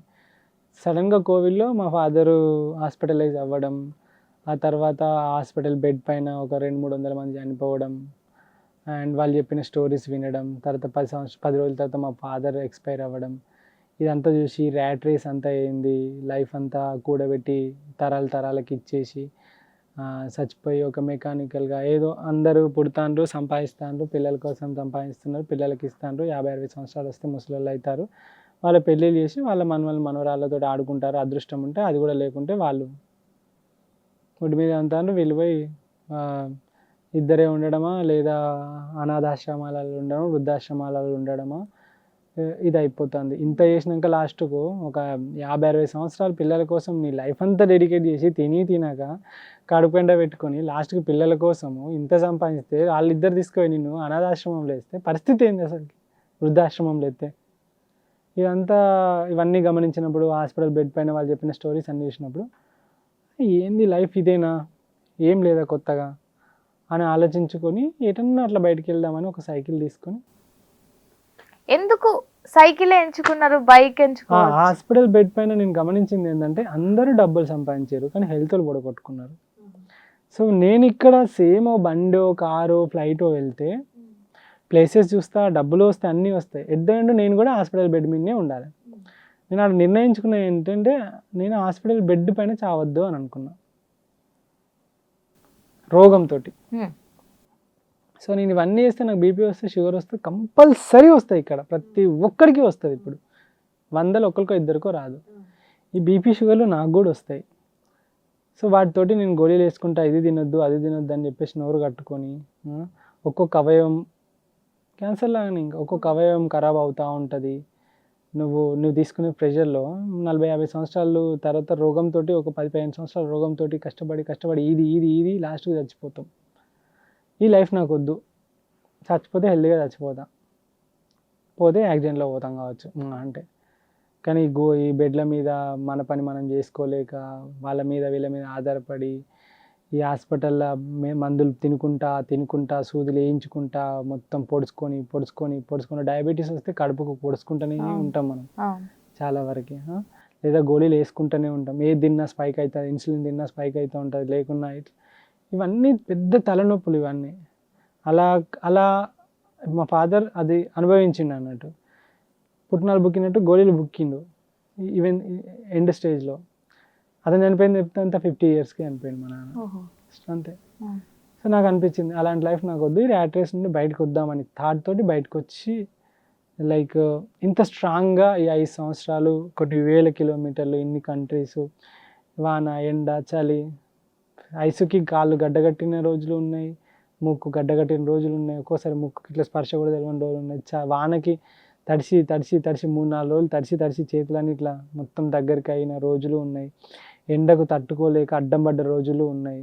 బక్కగా 10-15 కిలోలు తగ్గిన రోజులు ఉన్నాయి. మొహం అంతా సన్బర్న్ అయ్యి తను కాలిపోయి బాడీ అంతా అట్లా అయిన రోజులు ఉన్నాయి. అన్నీ తట్టుకొని సైక్లింగ్ అనేది ఫిజికల్ కాదు, ఫస్ట్ మెంటల్గా స్ట్రాంగ్ ఉండ మాత్రమే చేయగలుగుతాం. ఇలాంటివన్నీ సిచ్యువేషన్స్లో 50 కిలోల లగేజ్ సైకిల్ మీద వేసుకొని తొక్కుకుంటా, నీకు తెలియని ప్లేసెస్లో రోజు రోడ్డు తెలియదు, నీకు ఏడిపోతాను తెలియదు, ఆ మనుషులు తెలియదు, ఆ భాష తెలియదు, ఆ తిండి తిని ఉండవు, నువ్వు ఆ పైసలు చూసి ఉండవు, ఆ కల్చర్ చూసి ఉండవు, ఆ రూల్స్ తెలియదు, ఆ కొండలు వస్తాయి, ఆ గుట్టలు వస్తాయి, అడవి వస్తుంది, ఆ జంతువులు వస్తాయి, వెనక్కి వెళ్ళడానికి గుద్దుతాడా, ముందరికి వెళ్ళడానికి గుద్దుతాడా, ఏమైనా పాము కాటెత్తుందా, ఏమన్నా లైక్ పులి వస్తుందా, సింహం వస్తుంది, ఏనుగు దొక్కేస్తుంది, ఇవన్నీ ఏం తెలియకుండా లైఫ్ని ఒక అడ్వెంచరస్గా లీడ్ చేసుకుంటా మధ్యలో ఎక్కడనో అడవిలా చెట్ల మధ్యలో సౌండ్లు వస్తా అంటే ఓ టెంట్ వేసుకొని ఒక్కనివే.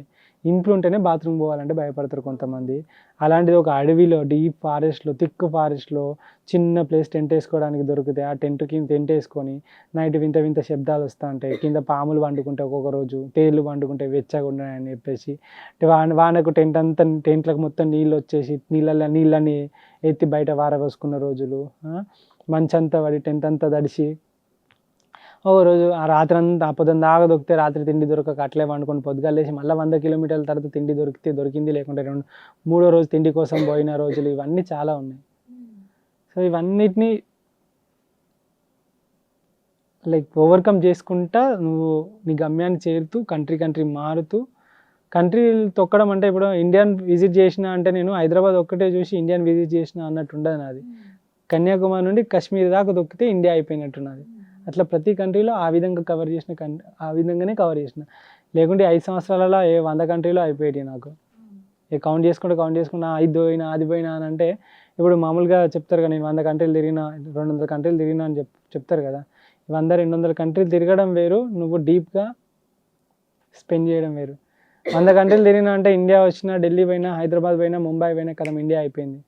ఢిల్లీ, హైదరాబాద్, ముంబై కాదు ఇండియా అంటే. ఢిల్లీ టు హైదరాబాద్ మధ్యలో ఉన్న దారిలో ఉన్న మనుషులు, ఆ రోడ్లు, ఆ బ్యూటిఫుల్ నేచరు, జంతువులు, ఆ ప్రతి 400 కిలోమీటర్లకు మారే లైక్ ఆ వెదరు, సంస్కృతి, సంప్రదాయాలు, భాషలు ఇవన్నీ కలిపితే ఇండియా. ట్రావెల్ చేయడం అంటే కౌంట్ చేయడం కాదు, ట్రావెల్ చేయడం అంటే ఎక్స్పీరియన్స్ చేయడం, వాళ్ళతో కలవడం. ఈవెన్ ఇప్పుడు మేఘాలయ పోతే 3 ట్రైబ్స్ ఉంటాయి, 3 ట్రైబ్స్ పీపుల్కి డిఫరెంట్ కల్చర్స్ ఉంటాయి. ఇండియా మన తెలుగు స్టేట్స్కి వస్తే ఎన్నో కులాలు, ఎన్నో ఎన్నో భాషలు, తెగలు, జాతులు. కర్ణాటకలో ఒక ఫుడ్డు, తెలంగాణలో ఒక ఫుడ్డు, ఆంధ్రప్రదేశ్లో ఒక ఫుడ్డు, ఇలా ఎన్నో ఎన్నో ఎన్నో ఎన్నో ఎన్నో ఉన్నాయి. ఇవన్నీ ఎక్స్పీరియన్స్ చేయకుండా ఒక కంట్రీకి పోయినాము అని అంటే అది లైక్ కౌంట్ చేయడం అంతే, ఎక్స్పీరియన్స్ చేయడం కాదు. అంటే నటించడం అన్నట్టు. అది అంటే నటించడం ఇన్ ద సెన్స్ నా నా నా పాయింట్ ఆఫ్ వ్యూలో అంటే నేను కంట్రీ తొక్కినా అంటే ఈవెన్ నేను చెప్పాలంటే ఇంతకుముందే టర్కీ పోయినా ఇప్పుడు లైక్ అవన్నీ చేసిన, కానీ ఫ్లైట్లో వెళ్ళి చూసేసి వచ్చేసిన. దాన్ని కౌంట్లో వేయలే నేను ఇంతవరకు. ఇప్పుడు నేను చెప్పిన కంట్రీస్లో కూడా ఎక్స్పీరియన్స్ చేయడమే వేరు. ఎట్లా అనిపిస్తుండే ఈ ఎక్స్పీరియన్స్ మిమ్మల్ని ఏడు దాకా తీసుకోబోతుంది నెక్స్ట్ అంటే లైక్ ఇప్పుడు నా యొక్క డ్రీమ్ అంటే నేను ఏమనుకున్నా అంటే ఎండ్ ఆఫ్ ది డే ఒక దగ్గర ఆగాలి కదా, 60 సంవత్సరాలు 70 సంవత్సరాలు. ఇంకా నేను ఒకవేళ ఆగడం అనేది ఉంటే ఇంకా గ్రేవ్ యార్డ్లోనే అంతే, ఇంకా అక్కడే. అంటే ఎందుకు అంటున్నా అంటే ఈ మనసు ఇక్కడ ఇంకా ఒక దగ్గర ఉండలేదు. ఒకవేళ నాకు హెల్త్ సపోర్ట్ చేయకుండా నాకు ఏమైనా అయితే ఆగుతానేమో, కానీ అపార్ట్ ఫ్రమ్ దట్ నేను హెల్తీగా ఉన్నన్ని రోజులు మ్యాక్సిమం తిరుగుతూనే ఉంటా, ఎక్స్ప్లోర్ చేస్తూనే ఉంటా. సో దట్ అక్కడ నాకు సాటిస్ఫాక్షన్ దొరుకుతుంది, అక్కడ నా సోల్ సాటిస్ఫై అవుతుంది, అక్కడ నాకు మనశ్శాంతిగా ఉంటుంది, చాలా సంతృప్తిగా ఉంటున్నా అక్కడ. సో ఎక్కడైతే నువ్వు సంతృప్తిగా ఉంటున్నావో అక్కడే బ్రతకాలి. ఇప్పుడు సంతృప్తి లేని చోట నువ్వు ఇప్పుడు ఇంటికి వెళ్ళంగానే, ఇప్పుడు ఎగ్జాంపుల్ చెప్తాను, ఇంటికి వెళ్ళంగానే మొగడు వచ్చిండు, పొట్టు కొట్టిండు నిన్ను, రోజు తాగొత్తాడు, రోజు చిత్రహింస చేస్తాడు, ఇంట్లోకి వెళ్ళనిత్తలేడు, అక్కడ నువ్వు ఉండగలుగుతావా? ఉండలేవు. ఎందుకు ఉండలేవు అంటే అక్కడ నువ్వు సంతోషంగా లేవు. సమాజం కోసం ఉంటావు కావచ్చు 2-3 సంవత్సరాలు, ఆ తర్వాతనైనా కూడా బయటికి వెళ్ళిపోతాం మనం. వెళ్ళిపోయి నాకు స్వేచ్ఛ కావాలని కోరుకుంటూ ఉంటుంది మనసు. ఇంకా స్వేచ్ఛ కావాలని కోరుకున్న మనసు ఆ స్వేచ్ఛ తీసుకోలేనప్పుడు అది బానిసత్వం. ఆ బానిసత్వంలో బ్రతకడం ఒకటే, అవి తెంచుకొని బయటికి వచ్చి స్వేచ్ఛను కోరుకోవడం చాలా ఉత్తమం. దానికన్నా నేనేమంటా అంటే ఆ స్వేచ్ఛగా 4 రోజులు బ్రతికినా చాలా హ్యాపీ. అది ఉంటుంది నా స్టోరీ. బంగారు పంజరంలో రామచిలుకను పెడితే దానికి బంగారు పంజరం అయిపోయింది, వెండి పంజరం అయిపోయింది, పంజరమే దానికి. మెటల్ సాటిస్ఫాక్షన్ ఇవ్వట్లేదు దానికి అక్కడ. ఎందుకంటే అది బంగారు పంజరంలో ఉన్నా అని మురవదు, అది పంజరంలో ఉన్నానే అనుకుంటుంది అది. ఎందుకంటే దాని సాటిస్ఫాక్షన్ ఏంటంటే తన రెక్కలన్నీ విప్పుకొని చెట్ల మీద వాలుకుంటూ నచ్చిన పండు తినుకుంటూ ఎండకైనా వానకైనా చలికైనా తడుస్తూ ఎండుతూ అది ఎక్స్పీరియన్స్ చేయడమే దాని లైఫ్ యొక్క అర్థం. పులి బోన్లో ఉంటే దాని పులికి పెద్ద వాల్యూ ఏముండదు. బోన్లో ఉన్నాం మనం ఏం భయపడం, మంచిగా నడుచుకుంటూ పోతాం, జూ పార్క్లో ఫోటోలు తీసుకుని పోతాం. అదే ధైర్యంతో అది అడవిలో ఫ్రీగా ఉన్నప్పుడు నడవలేం, ఎందుకంటే అది అక్కడే రాజు, అక్కడే దాని జీవితం. సో ఆ టైప్ ఆఫ్ స్వేచ్ఛ నాకు దొరికింది, ఐఎమ్ లివింగ్ ఇట్. మీరు వేరే వేరే దేశాలకు పోయినప్పుడు, ఇప్పుడు ఒక దేశంకి పోయి మళ్ళీ ఇంటికి వచ్చి వరంగల్కి వచ్చి, మళ్ళీ ఇంకో దేశం పోయి వరంగల్కి వచ్చి ఇట్లా పోతారా, లేకపోతే తిరుగుతూ ఉంటారా? అసలు లైక్ ఇండియా టు ఆస్ట్రేలియా అన్నప్పుడు maximum Vietnam, Cambodia, Thailand, Malaysia, Singapore, Indonesia వరకు మొత్తం ల్యాండ్ కాంటాక్టెడ్, అవన్నీ కంటిన్యూగా చేసుకుంటూ వెళ్తాం. ఒకవేళ మన ఇప్పుడు ఆస్ట్రేలియా అయిపోయాక మనం ఇంటికి వచ్చేసి ఒక 2-3 నెలలో 4 నెలలో ఇంట్లో వాళ్ళతో టైం స్పెండ్ చేసి నెక్స్ట్ కంట్రీస్ ఏం వెళ్ళాలి, సో దానికి ఎలా ప్లాన్ చేసుకోవాలి, ఏ రూట్ మ్యాప్లో ఏం చూసుకోవాలి, డబ్బులు ఎంత అవుతాయి, దాని వీసా ఎట్లా, ఎన్ని కంట్రీలు ఉన్నాయి, ఆ కంట్రీలో వీసాలు అవన్నీ చేసుకుంటాను అట్లా. ఒకసారి వచ్చేసి మళ్ళీ చూసుకొని మళ్ళీ ఫ్లై అయిపోయి మళ్ళీ సంవత్సరం, 2 సంవత్సరాలు, 3 సంవత్సరాలు వాటెవర్. ఓకే. మీకు ఫినాన్షియల్ ఎట్లా మరి ప్రాబ్లం అవ్వదా? ఫినాన్షియల్గా అంటే దగ్గర ఈ 5 సంవత్సరాలలో ఇన్ని కంట్రీస్కి దగ్గర 44 లక్షలు సంథింగ్ ఏమైంది, ర్యాండమ్గా లెక్కేసుకుంటే ఎక్కువనే అయినట్టున్నది. సో చాలా వరకు నేను రైడ్ స్టార్ట్ చేసినప్పుడు సేవింగ్స్ 10-15 లక్షలు, అండ్ తర్వాత యూట్యూబ్ నుండి ఒక 10-15 లక్షలు, ఇన్స్టాగ్రామ్ నుండి ఏమైనా ప్రమోషన్స్ అవి ఇవి చేసినప్పుడు ఒక 10 లక్షలు, అండ్ పీపుల్ సపోర్ట్ చేసిన ఒక 10 లక్షలు ఈ 5 సంవత్సరాల ఇట్లా ఇట్లా ఇట్లా కలిపి జరిగినాయి. అని చెప్పాను కదా నేను ఇంతకుముందు, ఆ ర్యాట్ రేస్ నుండి బయటకు వచ్చిన, లైక్ నాకు అవి కూడబెట్టుకొని మళ్ళీ అవి లైక్ ఇల్లు కట్టుకొని మళ్ళీ బ్యాంక్ బ్యాలెన్స్ ఇట్లా ఇట్లా చేయాలనే థాట్ పోయింది. యాక్చువల్గా నేను గ్రీడీ, నాకు కూడా డబ్బులు ఉంటే బాగుంటుంది, మంచిగా రైడ్ ఇంకా స్మూత్గా జరుగుతుంది నాకు కూడా ఉంటుంది. బట్ ఏంటి అని అంటే దానికోసం మొత్తం డెడికేటెడ్గా ఇంకా లైఫ్ని డెడికేట్ చేసి డబ్బులే సంపాదించుకుంటూ డబ్బులే కోట్లు వచ్చి అకౌంట్లో ₹1,00,00,000 ఉన్నాయని ఒక సాటిస్ఫాక్షన్ తోటి అట్లా కాకుండా జస్ట్ నేను నాకు నచ్చిన పని చేసుకుంటూ పోతా ఉంటే ఆ టైంలో ఆ పనికి ఆ డబ్బులు సమకూరి అక్కడి వరకు వెళ్ళిపోతుంది అంతే. బ్యాలెన్స్ ఏం లేదు, సేవింగ్స్ ఏం లేవు, జీరో. ఓకే, ప్రకృతి మనుషులు అన్నీ సహాయం చేస్తున్నాయి నా రైడ్కి. అట్లా నడుస్తుంది అంతే. లైక్ సేవింగ్స్, ఈ మైండ్ సెట్, ఈ థాట్, ఈ కోట్లు ఇంట్లో అన్ని ఇచ్చేయాలి, కోట్లు కట్టాలి, ఇల్లు కట్టుకోవాలి, కార్ కొనుక్కోవాలి, అమ్మ ఇంకో కార్ వచ్చింది దానికి అప్గ్రేడ్ కావాలి, ఇంకో బండి వచ్చింది దానికి అప్గ్రేడ్ కావాలి, ఇల్లు కట్టుకున్న ఇంకో డూప్లెక్స్ కట్టుకోవాలి, విల్లా కట్టుకోవాలి, ఆడ 100 ఎకరాలు కొనుక్కోవాలి, ఇది 50 ఎకరాలు కొనుక్కోవాలి, 100 గజాలు కొనుక్కోవాలి. ఈ థాట్స్ అన్నీ పోయినాయి. ఒకప్పుడు ఉండేవి. ఈ ట్రావెలింగ్ వల్ల మరి అవన్నీ పోయినాయి. మళ్ళీ వస్తాయో రావో నాకు తెలియదు. బట్ మీకు వేరే దేశాల నుంచి ప్రపోజల్స్ కానీ అట్లా ఏమన్నా వచ్చిన సందర్భాలు ఉన్నాయా? ఇప్పుడు ఎట్లుంటుందంటే మనం వేరే కంట్రీస్లో రైడ్ చేస్తూ ఉంటాం కదా, మనం ఒక దగ్గర ఉంటే మనకి ఇట్లుంటుంది. లైక్ ఇప్పుడు మన ఇద్దరం ఉన్నాం, సడన్గా ఇప్పుడు ఇంటర్వ్యూకి వచ్చినా కలిసినాం, అయిపోయింది మన రిలేషన్ అక్కడికి కట్ అయిపోద్ది, రైట్? మనం రోజు కలుస్తాను. సో అప్పుడు మీరు నన్ను చూస్తారు, నేను మిమ్మల్ని చూస్తా. రోజు ఆఫీస్లో కానీ లైక్ ఒకరోజు చాయ్కి పోతాము కావచ్చు, ఓ రోజు ఇంటికాడ డ్రాప్ చేయడం కావచ్చు, ఓ రోజు రెస్టారెంట్కి వెళ్ళడం, ఓ రోజు సినిమాకి పోవడం కావచ్చు.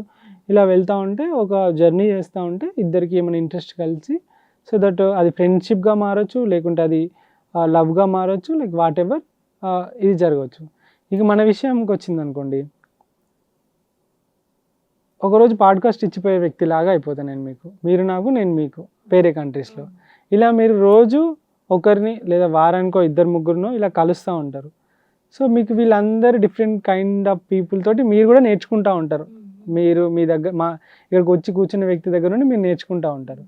సో వేరే కంట్రీస్లో ఏం జరుగుద్ది అంటే ఇదే జరుగుద్ది. ఒక వ్యక్తిని కలిసినామంటే మళ్ళీ కలవం ఇంకా అతన్ని, ఎందుకంటే ఆమెను కానీ అతన్ని కానీ మళ్ళీ కలవం. ఎందుకనంటే ఇంకా వాళ్ళు మన కాంటాక్ట్లో ఉండరు. వాళ్ళు రోజు ఉంటే అతని గురించి ఆమె గురించి మనకు తెలియదు, మన గురించి తనకు తెలియదు. మాట్లాడుకొని రోజు ముచ్చట పెట్టుకునే అంత టైము ఉండదు, ఈవెన్ వాళ్ళకు ఉండదు, మనకు ఉండదు. సో కాబట్టి మనం అనుకుంటారు చాలామంది వేరే కంట్రీస్లో పోతే ఏమున్నా అంటారు, కానీ అంతా జస్ట్ ఉత్తిదే, అదంతా ఉత్తిదే. అట్లా ఎవరు ర్యాండమ్గా మన దగ్గరికి ఇప్పుడు పోయేటప్పుడు మీకు ట్రావెల్ చేస్తున్న టైంలో ఒక అమ్మాయి కనిపించో ఆగో ఈ అమ్మాయితో ఇంకో గంట ఉంటే బాగుంటది. యాక్చువల్గా ఎందుకంటే సైక్లింగ్ చేసుకుంటూ వెళ్తూ ఉంటా నేను, అంతే వెళ్తూ ఉంటా, కనబడితే కలిసి ఓ 5-10-15 నిమిషాలు మాట్లాడితే దీనిలో ఏముంటుంది అంటే నన్ను చూసి వాళ్ళు ఆశ్చర్యపోయి ఏం జరుగుతుందని తెలుసుకుంటారు తప్ప నా మీద వాళ్ళకి ఫీలింగ్స్ రావు, ఆ మూడ్లో నాకు వాళ్ళ మీద ఫీలింగ్స్ రావు. ఎందుకంటే ఇది కంప్లీట్లీ డిఫరెంట్ అప్రోచ్. అసలుకి ఆ జోనరే వేరు, ఆ థాట్ వచ్చే జోనర్ కూడా కాదు. నేను పిచ్చిగా తొక్కుకుంటా ఏదో ఆలోచించుకుంటా నేను పోతూ ఉంటా, సడన్గా నన్ను చూసి ఎవడీడు ఇట్లా పోతానని చూసి వాళ్ళు ఉంటారు. దీనిలో క్యూరియాసిటీ పెరుగుతుంది తప్ప లవ్ అనేది రాదు. సో ఒకవేళ ఫ్లైట్లలో అక్కడిక్కడ తిరుగుతూ ఉండేవాళ్ళు, హాస్టల్స్లో వెళ్ళి స్టే చేస్తుండే వాళ్ళు కలిసి వాళ్ళు ముచ్చట్లు పెట్టుకొని వాళ్ళు కలిసి ఇద్దరు నాతో ట్రావెల్ చేయాలంటే గంట ట్రావెల్ చేయాలన్నా సైకిల్ మీదనే ట్రావెల్ చేయాలి వాళ్ళు, ఇంపాసిబుల్ కదా. సో కాబట్టి మీకు ఐ థింక్ ఫ్లైట్లో ఇట్లా వెళ్ళే వాళ్ళకి వర్కౌట్ మంచిగా అవుతుంది అది, కానీ మనకు చాలా కష్టం. సో మీరు కూడా వెళ్ళాలనుకుంటే ఫ్లైట్లో ఇప్పుడు ఇండియా నుండి వేరే దేశాలకు పోయినప్పుడు మనకు ఫస్ట్ అడ్డం వచ్చేది ఒక ఇన్ఫీరియారిటీ కాంప్లెక్స్ ఉంటుంది. మీకు ఎట్లుండే ఫస్ట్ పోయినప్పుడు? First ఫస్ట్ మీరు పోయిన దేశం శ్రీలంక. ఓకే, ఎట్లుండే? ఫస్ట్ భాష రాదు. భాష భాష రానప్పుడు ఏం మాట్లాడాలో అర్థం కాదు ఫస్ట్ థింగ్. ఎందుకంటే మీరు హిందీ అనుకోండి, నేను తెలుగు. నేను మీ దగ్గరకు వచ్చిన, మీతో మాట్లాడాలని నాకు చాలా ఉన్నది.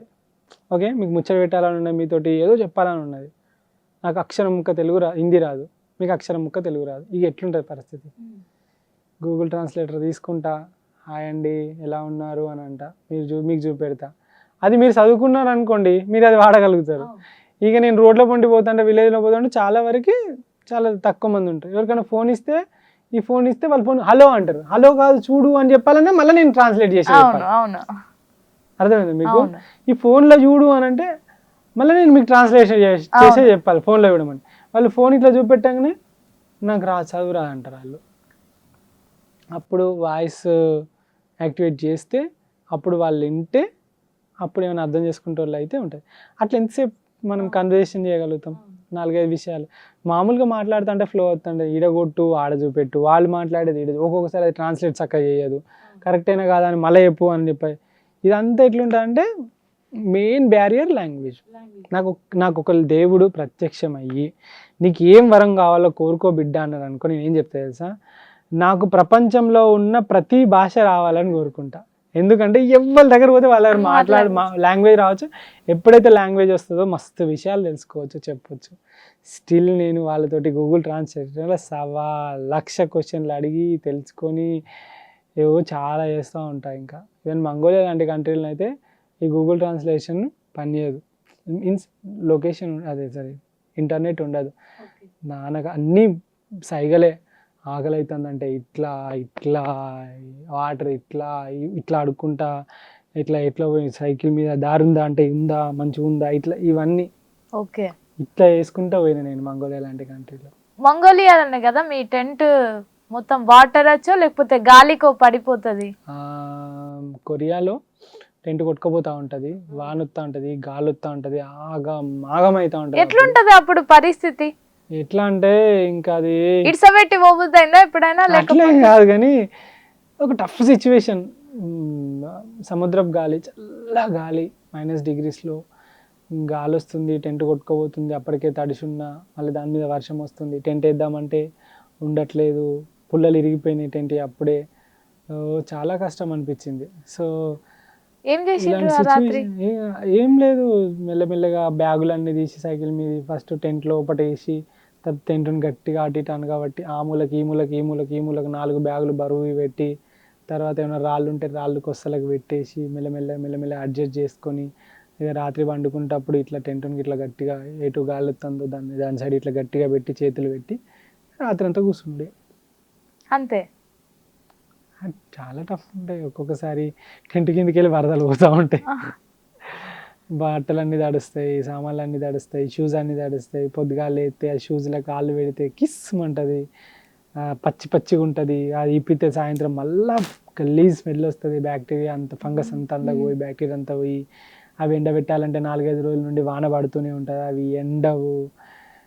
ఆ షూస్ సాక్స్లు అన్నీ తడిచి ఉంటాయి, బ్యాగులు తడిచి ఉంటాయి, బట్టలన్నీ పచ్చి వాసన వస్తుంటాయి, తడిస్తే ఇంకా బరువు అవుతాయి. ఇక 4-5 రోజులు వాన చిరాకంటే చిరాకు లేస్తుంది. ఇక కానీ ఆడు ఉండలేము, చేయలేము. ఎప్పుడైనా మీకు ఇట్లా టెంట్ ఓపెన్ చేయగానే ఏదన్నా జంతువు రావడం అట్లా ఎక్స్పీరియన్స్లు ఉన్నాయా? శ్రీలంకలో ఒకసారి అయితే ఏనుగులు అవి వచ్చినాయి. బట్ అవి పోయేదాకా రాత్రి 2 గంటలకు పోయేదాకా ప్రాణాలు అరచేతిలో పట్టుకొని కూర్చున్నా అంతే. మంగోలియాలో భయపడ్డ, కత్తులు అవి ఇవన్నీ ఇట్లా పట్టుకుని. ఆడ బేర్స్ ఉంటాయి అన్నాడు అండ్ వోల్ఫ్స్ ఉంటాయి అన్నారు. అవి ప్యాక్డ్గా వచ్చి అటాక్ చేస్తాయి కదా, అక్కడ చాలా భయపడ్డా. ఆ నైట్ అంతా ఏవో పియ్యకలలు, ఏవో పిచ్చిగా భయాలు, జంతువులతోటి. కత్తులు 2 పట్టుకొని, గ్యాస్ పట్టుకొని, రాగానే అంటియాలి, వాటిని భయపెట్టియాలి, మంట అంటే భయము, ఏదైతే అదైంది, టెంట్ కాలబెట్టినా పర్లేదు, మొత్తం మంటకన్నీ భయపడిపోతాయి, ఏవో ఆలోచనలు అవన్నీ. సో అట్లా చాలాసార్లు జంతువుల కోసం చాలా టెన్షన్ పడ్డ రోజులు ఉన్నాయి. దయ్యాలు గీయాలంటే ఇప్పుడు భయపడలే, కానీ ఇవే వైల్డ్ యానిమల్స్ తోటి. మూఢనమ్మకాల విషయంలో వేరే దేశాలలో ఎట్లుంటాయి? యాక్చువల్గా మూఢనమ్మకాలు చాలా కంట్రీస్లో ఉంటాయి, ఈవెన్ చైనాలో ఉంటాయి. చైనాలో ఎక్కువ ఉంటాయి. ఆ, అండ్ జపాన్లో కూడా ఎక్కువ ఉంటాయి. ఆ. అండ్ ఈ చేతులు చూపించుకున్నాడు, అంటే చేతులు చూపించుకుని ఆస్ట్రాలజీ ఉంటుంది కదా, అవును. అది ఆస్ట్రాలజీ ఇండియాలో కూడా ఉంటుంది, అక్కడ కూడా ఉంటుంది. కొంతమందికి నిజం ఉంటుంది అంటారు, అబద్ధం ఉంది అంటారు. పర్సనల్గా నేనైతే నమ్మను, ఎందుకంటే నాకు నమ్మకం లేదు వాటిపైన. అండ్ ఇట్లా చాలా వరకు దయ్యాలని, దయ్యాలను ఎలగొట్టుడని, ఇవన్నీ చాలా కంట్రీస్లో చూసిన నేను. వింత వింత బొమ్మలు కానీ, వింత వింత ఆచారాలు కానీ, దిష్టి తాళ్ళు కట్టుకోవడం అక్కడ కూడా ఉంటాయి. మీ సైకిల్కి ఎప్పుడన్నా వచ్చి కట్టడం ఉంది జరిగాయా? నా సైకిల్కి వేరే కట్టలేదు. మొన్న జర్మనీలో అనుకుంటా, జర్మనీనో ఆస్ట్రియాలో ఒక అతను నాకు ఇచ్చిండు ఒకటి పెద్ద శంకులా ఉంటుంది. ఇది ఈ ఇటలీలో పోయినప్పుడు ఇది పెట్టుకో, ఇది పెట్టుకుంటే నీ సైకిల్ని ఎవరు దొంగతనం చేయరు, దానికి అందరు భయపడతారు అని చెప్పేసి, అది శంకులా ఉంది. శంకు అది ఒక రెడ్ తాటికి శంకు ఉంది, దాని మీద ఏదో బొమ్మ ఉంది, అది ఇచ్చిండు. ఈ సైకిల్ కట్టుకో, ఈ ప్లేస్లో పోయినప్పుడు మిలాన్ పోయినప్పుడు కట్టుకో అని అన్నాడు ఇటలీలో. ఎందుకు అని అంటే ఇదంతా ఇది చాలా పవర్ఫుల్, దీని చూస్తే ఎవరు రారు, నీ సైకిల్ కూడా ఎవరు ముట్టుకోరు అని అన్నాడు. ఏంటిదో అది ఓకేలే, సైకిల్ పోదు కాబట్టి కట్టేద్దాం అట్లున్నా అన్నారు. సరే అని నేను బ్యాగ్లో వేసుకున్నా. మొన్న నేను వచ్చేటప్పుడు ఇంటికి తీసుకొచ్చి ఇంట్లో పెట్టేసిన అంతే. దిష్టి తగలకుండా అట్లా ఇట్లా ఉంటాయి, బ్యాడ్ స్పిరిట్స్ ఏమైనా ఉంటే రావని అన్నారు. మీరు నమ్మరా? నేను నమ్మను, అస్సలు నమ్మను, అస్సలు జీరో, కంప్లీట్ గా. ఎప్పటి నుంచి అంటే మీరు వరంగల్ నుండి? చిన్నప్పటి నుండి అంతే. మా నాన్న ఏవన్నీ ఏముండవురా, అంత ఉత్తినే భయపడతారు, అంతే భయపడద్దు అని అంటారు అనేటోడు. ఇక అంతే నేను కూడా ఏమన్నా రోడ్ పైన మూడు బట్టల కాడే నిమ్మకాయలు అవి ఉంటే గుడ్డు ఉన్నా అనుకో, రాయి తీసుకొని దాన్ని గుడ్డు వాళ్ళు కొట్టడము, నిమ్మకాయలను కొట్టడము, నిమ్మకాయలను పక్క పడేయడం, తండుకుంటూ పోవడం, ఇలాంటివి చేసేవాళ్ళం. ఎప్పుడేం అంటారు కదా, దాటొద్దు, అదవుతుంది ఇది అవుతుంది, జ్వరం అవుతుంది, ఇది అవుతుంది అంటే అవి ఏం రాకపోయేది, మంచిగానే ఉన్నా కదా అని. ఒకసారి 2 సార్లు దాటినప్పుడు ఏం కాలేదు. సో అప్పుడు ఏం కానప్పుడు మరి ఇంక ఇది ఎందుకు అని చెప్పేసి చూసిన చాలా వీడియోస్లో, నిమ్మకాయలు ఉంటే నిమ్మకాయలు వండుకున్నాడు, గుడ్లు ఉంటే గుడ్లు ఉడకబెట్టుకొని తినుకున్నాడు. చాలామంది కూడా చేస్తుంటారు కదా, ఇదంతా ఉత్తిదే, అట్లా ఏముండదు, ఆ నెగిటివ్ ఎనర్జీ అంత ఏముండదు అని అంటే తర్వాత నేను కూడా నమ్మడం మానేసిన. ఇప్పుడు సిల్లి అనిపిస్తుంది ఏమన్నా చూస్తే. మీరు దేవుణ్ణి నమ్ముతారు? ఓకే. మీరు బొట్టు పెట్టుకొని పోయినప్పుడు ఏదైనా కంట్రీలో ఇబ్బంది ఇబ్బంది ఏం కాలేదు. అడుగుతారు ఇదేంటిది అని అంటారు. ఇది లైక్ ఇది తిలక్ అంట, లైక్ బొట్టు ఇది లైక్ మంచి పాజిటివ్, ఇక్కడ జ్ఞానం ఉంటుంది, ఇక్కడ ఒక చక్రం ఉంటుంది, ఇక్కడ మనం పెట్టుకున్నప్పుడు ఒక మంచి పాజిటివ్నెస్ వస్తుంది. నాకేంటంటే బొట్టు పెట్టుకుని ఇట్లా చూసుకున్నప్పుడు ఒక చాలా పాజిటివ్ వైబ్ వస్తుంది అన్నట్టు. నాకు ఆ రోజు చాలా ప్రశాంతంగా ఉంటుంది అన్నట్టు ఆ రోజు మొత్తం. సో పెట్టుకుంటా. ఎవరైనా వేరే వాళ్ళు చూసినా, వేరే కంట్రీ వాళ్ళు చూసినా బాగుంది ఇది అని అంటే కావాలా అని అంటా నేను. ఎక్కడ ఉంది అని అంటే కొంచెం కుంకుమ పొడి ఉంటుంది కదా, అది కొన్నిసార్లు ఇస్తాను. సో అది అయిపోయినప్పుడల్లా మన ఇండియన్స్ ఎవరైనా కలిస్తే వాళ్ళ ఇంట్లోకి వెళ్ళి తీసుకొచ్చుకుంటాను. వాళ్ళే ప్రతి ఇండియన్ ఇంట్లో ఉంటుంది కదా ఫారెన్లో, వాళ్ళ ఇంట్లోకి వెళ్ళి ఇంత పొడి ఎంత తీసుకొని మెల్లగా నేను మళ్ళీ తీసుకొని పోతా ఉంటాను. మంచి పాజిటివ్ వైబ్ ఇస్తుంది నాకు. ఓకే. ఇప్పుడు మీరు మీ చైనా ఎక్స్పీరియన్స్ ఎట్లుండే? ఈడ జనాభా కంటే అక్కడ ఇంకా ఎక్కువ, కానీ ఫుల్ నీట్గా ఉంటుంది, మస్తు ఉంటారు, జనాలందరూ మంచిగా ఉంటారు అని చెప్తారు కదా. మీ ఎక్స్పీరియన్స్ ఎట్లుండే? నిజమేనా? అంటే ఇప్పుడు మనము మన చిన్నప్పుడు విలేజ్లలో మనం పొద్దుగా లేవగానే ఇల్లు వాకిలు ఊడ్చుకొని సాన్పు చల్లుకొని ముగ్గేసుకుంటారు. సాన్పు అంటే పెండ, ఆవు పేడ కానీ బర్రె పేడ కానీ వాటర్లో కలిపేసి మంచిగా ఇట్లా వాకిట్ మొత్తం చల్లుకుంటారు. దానివల్ల ఏంటంటే ఈగలు రావు, దోమలు రావు, దానికి ఆ గుణం ఉంది అని చెప్పేసి డంక్. అవును. సో అట్లా అది ఉంది. ఆ తర్వాత మనం ఏం చేసినామంటే ఇప్పుడున్న సొసైటీలో ఆవులు లేవు, బర్రెలు లేవు, కాబట్టి జస్ట్ వాటర్తో కొట్టుకొని ముగ్గు వేసుకుంటాం. ముగ్గు అంటే అప్పుడు పిండి ఉండే, చిలుకలు పిట్టలు అవి తినిపోయేవి. ఇప్పుడు ఏం చేస్తున్నారంటే ముగ్గు అంటే శుద్ధ అది, లేకుంటే చాక్పీస్తో ఇట్లా గీసుకొని పడేస్తున్నారు. సో చైనాలో ఎట్లున్నాయంటే మనం ఏ విధంగా అయితే ఇంటి ముందర మంచిగా నీట్గా చేసుకుంటామో వాళ్ళు ఒక వాటర్ ట్యాంక్ వస్తుంది, వాటర్ ట్యాంక్ తోటి మెయిన్ రోడ్లు కడుగుతారు. రోజు పొద్దుగాల 6 గంటలకు నేను సైకిల్ స్టార్ట్ చేసి రోజు రోడ్లన్నీ తడుగుండు.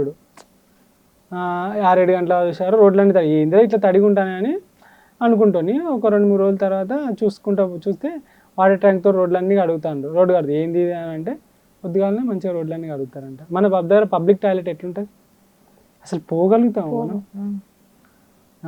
సులభ్ కాంప్లెక్సే కానీ చాలా వరకు చాలా కొంచెం మాట్లాడలే ఉంటాయి కదా, బట్ అక్కడ డిజిటల్గా ఉన్నాయి. ఎంత డిజిటల్గా అంటే పరిశాన్ అయినా నేను అసలుకి. మంచిగా ఎంత నీట్గా అంటే అబ్బబ్బబ్బబ్బా, నా లైఫ్లో మన ఇంట్లో కూడా అంత నీట్గా ఉండదు.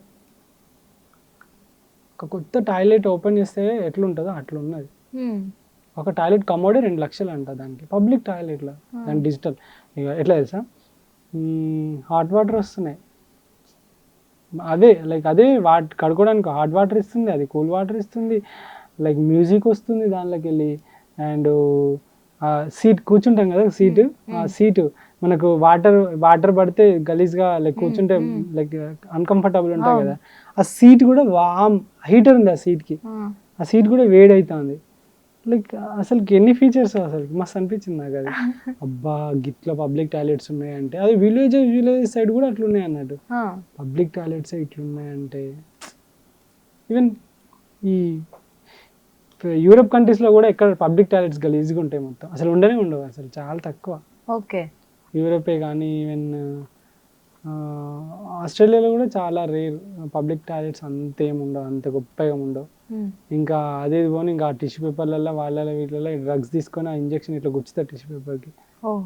మనకు చాలా జాగ్రత్త, లైక్ ఎస్టీడీ వచ్చే చాలా ఛాన్సెస్ ఉన్నాయి, అదే సెక్సువల్ ట్రాన్స్మిటెడ్ డిసీజెస్ లైక్ కనీరియా, సిఫిలిస్ ఇవి ఉంటాయి కదా, ఇవి వచ్చే ఎయిడ్స్ కానీ వచ్చే ఛాన్సెస్ చాలా ఎక్కువ ఉంటాయి అన్న. చాలామంది చెప్పారు, నువ్వు పబ్లిక్ టాయిలెట్స్లో చాలా జాగ్రత్తగా పోతే కడుక్కో నువ్వే, కాదంటే నీ టిష్యూ పేపర్ నువ్వే తీసుకెళ్ళు, వాటర్ అదంతా జాగ్రత్తగా ఉండు, అంత పిచ్చి పిచ్చి చేస్తారు కొడుకులు అని అన్నారు. కానీ ఈ కంట్రీస్లో ఈవెన్ కొరియా కానీ, జపాన్ కానీ, తైవాన్ కానీ, చైనా కానీ, ఇక్కడెక్కడ నేను అట్లా చూడలేదు. చాలా రిమోట్ ఏరియాలలో కూడా చాలా బాగున్నాయి. చూడండి మీరు, అవే అంత బాగున్నాయి అంటే ఇంకా దేశాన్ని ఎంత బాగా పెట్టుకుంటారు వాళ్ళు. ఎవరు చూడండి, ఒక టాయిలెట్ని అంత నీట్గా చూసుకుంటే, నాలుగు గోడల మధ్య జరిగే దాన్ని అంత నీట్గా ఉంచుకుంటే దేశం ఎంత బాగుంటుంది. మీరు ఎక్స్పీరియన్స్ చేసిన బ్యూటిఫుల్, చైనాలో బ్యూటిఫుల్ ఏమై ఉంటుంది? రోడ్స్ అయినా రోడ్స్ అండ్ వాళ్ళ కరెక్ట్. నేను చైనీస్ న్యూ ఇయర్ అప్పుడు ఆ దగ్గరలో ఉన్నప్పుడు పోయినా, చైనా మొత్తం అవి ల్యాంతర్స్ తోటి వాళ్ళే డెకరేట్ చేసారు. చూస్తే మొత్తం ఇట్లా వెలుగులు వస్తుండే. ఈవెన్ హోటల్స్ కూడా మీకు just 2 star 3 star hotel, 5 star hotel అంత రేంజ్లో ఉంటాయి. చాలా చాలా చాలా నీట్గా ఉంటాయి. మీరు వీడియో తీసుకుంటే, నేను ప్రతి దానిలో వీడియో తీసిన, నా వీడియోస్లో ఉంటాయి నా ఛానల్లో, ప్రతి ఒక్కరు కూడా టాప్ నాచ్ ఉంటుంది, మంచిగా ఉంటుంది. ప్రతి టూరిస్ట్కి కంపల్సరీ టూరిస్ట్ ఎవరైనా విండో ఇస్తారు, సిటీని అబ్జర్వ్ చేయొచ్చు వాళ్ళు, అందులోకి వాళ్ళ దేశం చూపెట్టాలని వాళ్ళకి తాపత్రయం.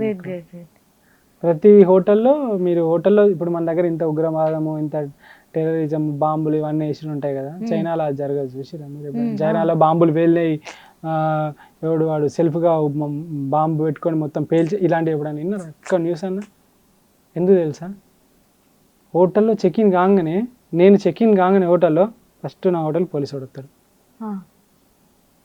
వచ్చేసి ఆ పోలీస్ స్టేషన్కి మొత్తం నేను ఆడున్నాను, ఆ పోలీస్ స్టేషన్ మొత్తం తెలుస్తుంది, ఆ ఏరియా మొత్తం తెలుస్తుంది నేను ఆడున్నా అని. నేను అబ్జర్వేషన్లో ఉంటా, నా వీసా ఉందా లేదా చూస్తారు. అండ్ నార్మల్ హోటళ్ళలో నాకు రూమే ఇవ్వరు, మంచి మంచి హోటళ్ళలోనే ఇస్తారు రూమ్. అంత స్ట్రిక్ట్ ఉంటుంది వ్యవస్థ, అంత స్ట్రిక్ట్ ఉంది. డిక్టేటర్షిప్ అని అంటారు కానీ మేబీ అందుకు స్ట్రిక్ట్ ఫాదర్ కూడా, ఫ్యామిలీ మొత్తం సెట్ కావాలంటే ఒక స్ట్రిక్ట్ ఫాదర్ కూడా ముఖ్యమే. సో ఎందుకంటే ఆ విధంగా ఉంది కాబట్టి అంత డెవలప్ అయిందేమో నాకు తెలిసి. ఇంకా సిటీస్, మన హైదరాబాద్ను చూసి ఎంత అమరుతావు, అవ్వా మా సిటీ దూరం అంటాం కదా, షాంఘై కానీ, షెంజన్ కానీ, షాంఘై ఎంత బాగుందంటే, మా బ్రిడ్జ్ల ఊర్లల్లో 4-5 ఫ్లైఓవర్లు ఉన్నాయి, అది ఊరు అంటారు. Far much better. మన హైదరాబాద్లో ఉన్న కన్స్ట్రక్షన్కి 10 రెట్లు కాదు 100 రెట్లు బెటర్ అది. ఆ ఊర్లో అంతా బాగున్నాయి అసలుకి ప్రాపర్గా. ప్రతి ఒక్కరు పని చేస్తారు, ప్రతి ఇంట్లో ఉన్న ప్రతి ఒక్కరు పని చేస్తారు. ఎవ్వరు కూడా రెస్ట్ తీసుకోరు, ఎవ్వరు కూర్చుండి తినరు. ఈవెన్ 50, 60, 70 సంవత్సరాలు వచ్చినా ఇంకా నేను రిటైర్ అయినా నేను ఏం చేయను అన్నట్టు ఎవ్వరు ఉండరు. ప్రతి ఒక్కరు పని చేస్తారు. లేడీస్ ఇంకెక్కువ పని చేస్తారు. విమెన్ పాత్ర ఎక్కువ.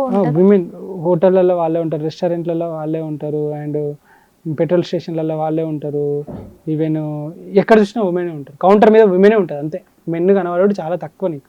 ఓకే కట్టింగ్ చేసే కాడ కూడా ఉమెనే ఉంటారు. ఓకే మన దాంట్లో పెట్రోల్ పంపులు అమ్మాయిలు పని పెట్రోల్ పంపులు అమ్మాయిలు పని చేస్తానంట అని అంటాం కదా. క్యాబ్ ఎవరైనా అమ్మాయి తోలితే ఇప్పుడు అసలు క్యాబులు కూడా చూడం కదా, క్యాబ్ తోలుతుంది అంటారు కదా. అక్కడ అసలు అందరూ అన్ని పనులు చేస్తారు, ఆడ మగ తేడానే లేదు. ఓకే అంతే సేఫ్టీ కూడా ఉంటుంది. సేఫ్టీ టాప్ నాచ్ ఇంకా అంతే, ఇంకా ఓకే ఎక్కడ ఇన్సెక్యూర్ ఫీల్ కాలే నేను. ఆడ పడేసిన అంటే నీ సైకిల్ వారం రోజులు వచ్చిన అన్నీ ఉంటుంది అంతే, ఎవడు ముట్టుకోడు. దొంగలు అయితే ఇంకా దొంగతనం చేయాలని కూడా ఎవడు ఆలోచించారు అక్కడ. చూసిరుగా వరల్డ్ మొత్తం చైనా, ఈడ ఉన్నామంటే ఇక్కడ 10-15 సామాన్లు చైనాయే ఉంటాయి మనకు తెలిసి. దీంట్లో ఉన్న ప్రతి ఒక్కరు ఏదో ఒకటి వాళ్ళది అయ్యే ఉంటుంది.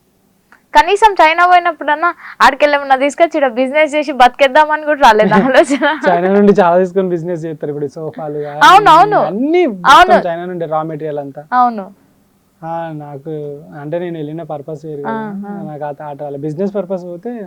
కానీ అనిపించింది ఎలక్ట్రానిక్ మార్కెట్ పోయిన షెంజన్. చాలా పెద్ద ఎలక్ట్రానిక్ మార్కెట్ ఉంటుంది. ఎన్ని ఫ్లోర్లో 30-20-30 పైన ఫ్లోర్లు ఉంటాయి. ఇంకా మీకు కింద నిలబడి ఏది కావాలన్నా దొరుకుతాయి ఆడ, ఏది కావాలన్నా. ఇప్పుడు ఐఫోన్ ఉన్నది 10,000 కావాలంటే 10,000 తయారు చేసి కూడా ఇస్తారు వాళ్ళు. పైసా పే క్వాలిటీ దేక్ అంతే, ఇంకా పైసను పెట్టినట్టు నీ క్వాలిటీ. చైనా అనగానే చీప్ అని అంటాం కదా. ఇప్పుడు ఇదేం మైక్ డీజేనే, టాప్ డీజే చైనాది. హవాయి ఎన్ని ఫోన్లు కూడా ఉన్నాయి తెలుసా చైనావి. ఓవో, వివో, ఓప్పో, గిప్పో అన్ని మా చైనావి చాలా ఉన్నాయి. డ్రోన్లను కొట్టేది లేదు, డీజే కంపెనీ కొట్టేది టాప్ కదా. డ్రోన్స్ వాళ్ళు మొత్తం డ్రోన్స్ చైనావి. ఇంత అన్నీ వాళ్ళు చాలా ఇన్నోవేటివ్గా ఉన్నారు. అండ్ వాళ్ళ కార్లు కానీ అవన్నీ చూసిండ్రు అనుకోండి, ఎలక్ట్రిక్ కార్స్ అవన్నీ. BYD ఇప్పుడు మొత్తం ప్రపంచాన్ని వెళ్తుంది కారు. ఈవెన్ బెంజ్ అవి మొత్తం BMW వాటిని కూడా వెనకేసేసింది అది ఇప్పుడు. అలా వాళ్ళు చాలా డెవలప్లో ఉన్నారు. పొగుడుతలే దీన్ని ఏమో ఇండియాని ఏమో కించపరచట్లేదు నేను, వాళ్ళు అట్లా ఉన్నారు because of strictness and controlling ఆ సిస్టమ్. కరప్షన్ అసలు ఉండదు, దొరికిందా సచ్చిండే డైరెక్ట్ డెత్ సెంటెన్స్ ఇంకా వాడికి. అట్లా ఉంటుంది, చాలా బాగుంటుంది లైఫ్లో. ఒక్కసారైనా ఒకసారి వెళ్ళి చూస్తే, కంపేర్ చేస్తూ ఉంటాం కదా ఓకే, ఒకసారి వెళ్ళి చూస్తే చాలా మార్పులు వస్తాయి మనకి. ఫుడ్ విషయానికి వస్తే మీరు ఏ దేశంలో ఫుల్ ఇబ్బంది పడ్డారు? At the same time China తేళ్లు తిన్నారు మీరు, ఎట్లుండే ఆ ఫీల్ ఫస్ట్ టైం తేళ్లు తిన్నారు? ఫుడ్ విషయంలో చెప్పాలి అని అంటే ఫస్ట్ వియత్నాము వెళ్ళినప్పుడు ఉప్పు లేదు, కారం లేదు, నీళ్ళు. నూడిల్స్లో వాటర్లో నూడిల్స్, ఎగ్గును కూడా నీళ్ళల్లో వేస్తున్నారు. కొట్టి ఇట్లా ఎగ్గును నీస్ ఎట్లుంటుంది చెప్పండి, అట్లా వేసారు. చికెన్, మటన్, పోర్క్, బీఫ్ అన్నీ ఎట్లుంటుంది అంటే తెల్లగా ఎట్లుంటుంది అట్లనే ఉంటుంది అది. డక్ ఇవి చూసి 10-15 రోజులు మస్తు ఇబ్బంది పడ్డా. తర్వాత ఒక శీతం చేసుకుని ఏం చేయాలి, గిదే తినాలి తప్పదు, లేదంటే రైడ్ బంద్ చేసి ఇంటికి పోవాలి. ఇక నోటికి రుచి కావాలి అని అంటే మనం రైడ్ చేయలేము. ట్రావెల్లో నోటికి పక్కకి అన్నీ మర్చిపోవాలి. పక్క మీన్స్ పడుకోవడానికి, తిండికి, ఇవి రెండు కనుక కాంప్రమైజ్ అయిపోయి అలవాటు చేసుకున్నాం అనుకోండి దునియా మొత్తం తిరగచ్చు. అది అలవాటు చేసుకున్నా. ఇంకా చైనాకి పోతే చైనా ఫుడ్ దొరకక తినలే, తేళ్ళు ట్రై చేయాలని తిన్నాను. వియత్నాంలో ఫుడ్ దొరకక తినలే, స్నేక్ ట్రై చేయాలని ఒక పెద్ద స్నేక్ తిన్నా నేను. సో ఇవన్నీ అక్కడికి వెళితే చికెన్ లాగానే ఉంది, ఫిష్ లా ఉంది. ఫిష్ చికెన్ ఎట్లా ఉంటుంది సేమ్ అట్లే ఉంది. అన్ని ప్రోటీన్ చెప్పాలని అంటే, కానీ మనకు తినబుద్ధి కాదంటే, ఎందుకంటే మనం ఇక్కడ పెరిగినాం కాబట్టి మనకి చికెన్ మటన్ వరకు మన ఎండ్. చైనాలో ఏమి ఇబ్బంది వాళ్ళే ఫుడ్ కోసం? లేదు, మస్తు ఫుడ్ దొరుకుతుంది అసలు. ఎంత హెల్దీ ఫుడ్ దొరుకుతుందో అంత. మీరు ఏం ఎంజాయ్ చేసిండ్రు ఆడ ఫుడ్? చైనాలోనా మంచిగా వెజిటేబుల్స్ అన్నిటిని పుల్లలా గుచ్చి మంచిగా ఇస్తారు. ఫస్ట్ ఏ వెజిటేబుల్ కావాలంటే ఆ వెజిటేబుల్ ఇట్లా పుల్లలా కూర్చుంటుంది, ఏది కావాలో అది తీసుకోవాలి. చికెన్, మటన్, పోర్కా, లైక్ బీఫా, లేకుంటే మళ్ళీ ఆర్గాన్స్ కూడా ఉంటాయి, లివర్ ఉంటుంది, హార్ట్ ఉంటుంది. ఏవి కావాలో అవి కూడా పుల్లలకు ఉంటాయి. అవి ఒక పుల్లు ఉంటుంది, దానికి 10 ఉంటాయి, ఇట్లా 10-5 ఉంటాయి. అవి అట్లా షేర్ చేసుకొని ఒక బుట్టలో వేసి ఇవ్వాలి. బుట్టలో వేసి ఇవ్వగానే వాళ్ళు దాన్ని మీకు కాల్చిస్తారు, మంచిగా కాల్చి బార్బిక్యూలా కాల్చేసి లేదా ప్రాపర్గా కుక్ చేసి మీకు ఇచ్చేస్తారు. దాంతో నూడిల్స్ కావాలా, రైస్ కావాలా అని చెప్పేసి అని అంటారు. ఏది కావాలంటే అది తీసుకోవచ్చు. దానికి ఎంత కాస్ట్ అవుతుంది అంటే ఒక 200, 300, 150, 400 ఎంతో అంత ఇస్తారు.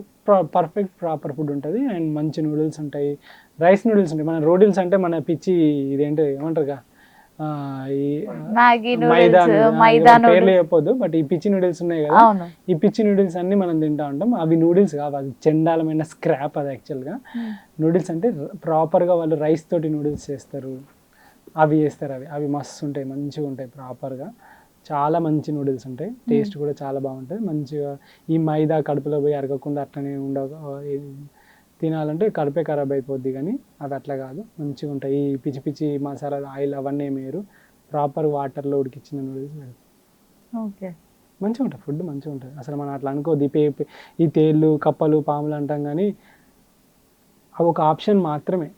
తినాలనుకోవడం ఎవరైనా ట్రై చేయాలనుకుంటే మాత్రమే తినొచ్చు, లేదంటే నీకు మస్తు హెల్దీ ఫుడ్, మంచి ఫుడ్ దొరుకుద్ది అక్కడ. ఓకే, మీ సైకిల్ గురించి మాట్లాడుకుందాం. ఫస్ట్ ఏ సైకిల్తో మొదలు పెట్టిండ్రు, ఇప్పుడు ఏ సైకిల్ వాడుతున్నారు? ఫస్ట్ వెలోస్ అని చెప్పేసి ఒక బంగ్లాదేశీ బ్రాండ్ అనుకుంటుంది, అది తీసుకున్నా 52,000 ఏమో, 49,000 52,000 పెట్టి. కేరళలో ఒక అడవిలో ఇరిగిపోయింది. తర్వాత ఫూజీ జారీ 2.0 అని చెప్పేసి ఇంకోటి జపనీస్ది తీసుకున్నా. అది కూడా మనకు లదాఖ్ వచ్చింది. తర్వాత హైదరాబాద్ టు చైనా బార్డర్ వరకు వస్తే అది మన వెస్ట్ బెంగాల్లో ఏమో ఇరిగిపోయింది. ఆ తర్వాత ఇప్పుడు సర్లీ లాంగ్ హోల్ ట్రక్కర్ అని చెప్పేసి యుఎస్ మేడ్, అది తీసుకున్నా. అది ఇప్పుడు మొత్తం మంచిగా స్టీల్ ఫ్రేమ్ అన్నది, లైఫ్ టైం వ్యారంటీ ఉంటుంది. పర్ఫెక్ట్ బైసైకిల్ బయట టూరింగ్కి. ఇంకా దాన్ని కొట్టే బైసైకిల్ అది ఇరగదు అస్సలకి. ఆ ఫ్రేమ్ ఏదైతే ఉందో ఆ పౌడర్ తోటి, ఐరన్ పౌడర్ తోటి చేస్తారు అన్నట్టు. ఎలాంటి అతుకులు ఉండవు దాని ఫ్రేమ్కి, అదే స్పెషాలిటీ. అతుకులుంటే ఇరిగిపోతుంది, కానీ అతుకులే లేకుంటే స్ట్రాంగ్ ఉంటుంది ఫ్రేమ్. అది మంచిగా ఉంటుంది, స్ట్రాంగ్గా, ఎంత వెయిట్ వేసి గుంజుకోపోయినా వస్తుంది. ఓకే, మీరు 2 సార్లు సైకిల్ ఇరిగిపోయినప్పుడు మళ్ళీ రిటర్న్ వచ్చిండ్రా? లేదండి, ఏం జరిగింది? అక్కడ రిపేర్ చేయించుకొని వెల్డింగ్లు చేయించుకొని మెల్లమెల్లగా ఆ ట్రిప్ తీసిన అంతే.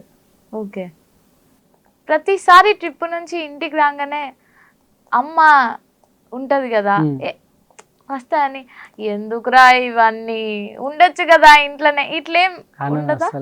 లేదా మీ అమ్మ కూడా ఎంజాయ్ చేస్తుందేమో? నా వీడియోలు చూస్తూ ఉంటారు, రోజు ప్రతి క్షణం అప్డేట్లో ఉంటుంది తను.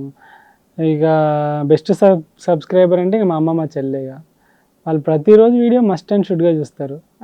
ప్రతి వీడియో చూస్తుంది, అందులో చూస్తుంది. ఎప్పుడైనా కష్టపడ్డా చెప్తుంది నాకు, బాధపడుతుంది తను కూడా.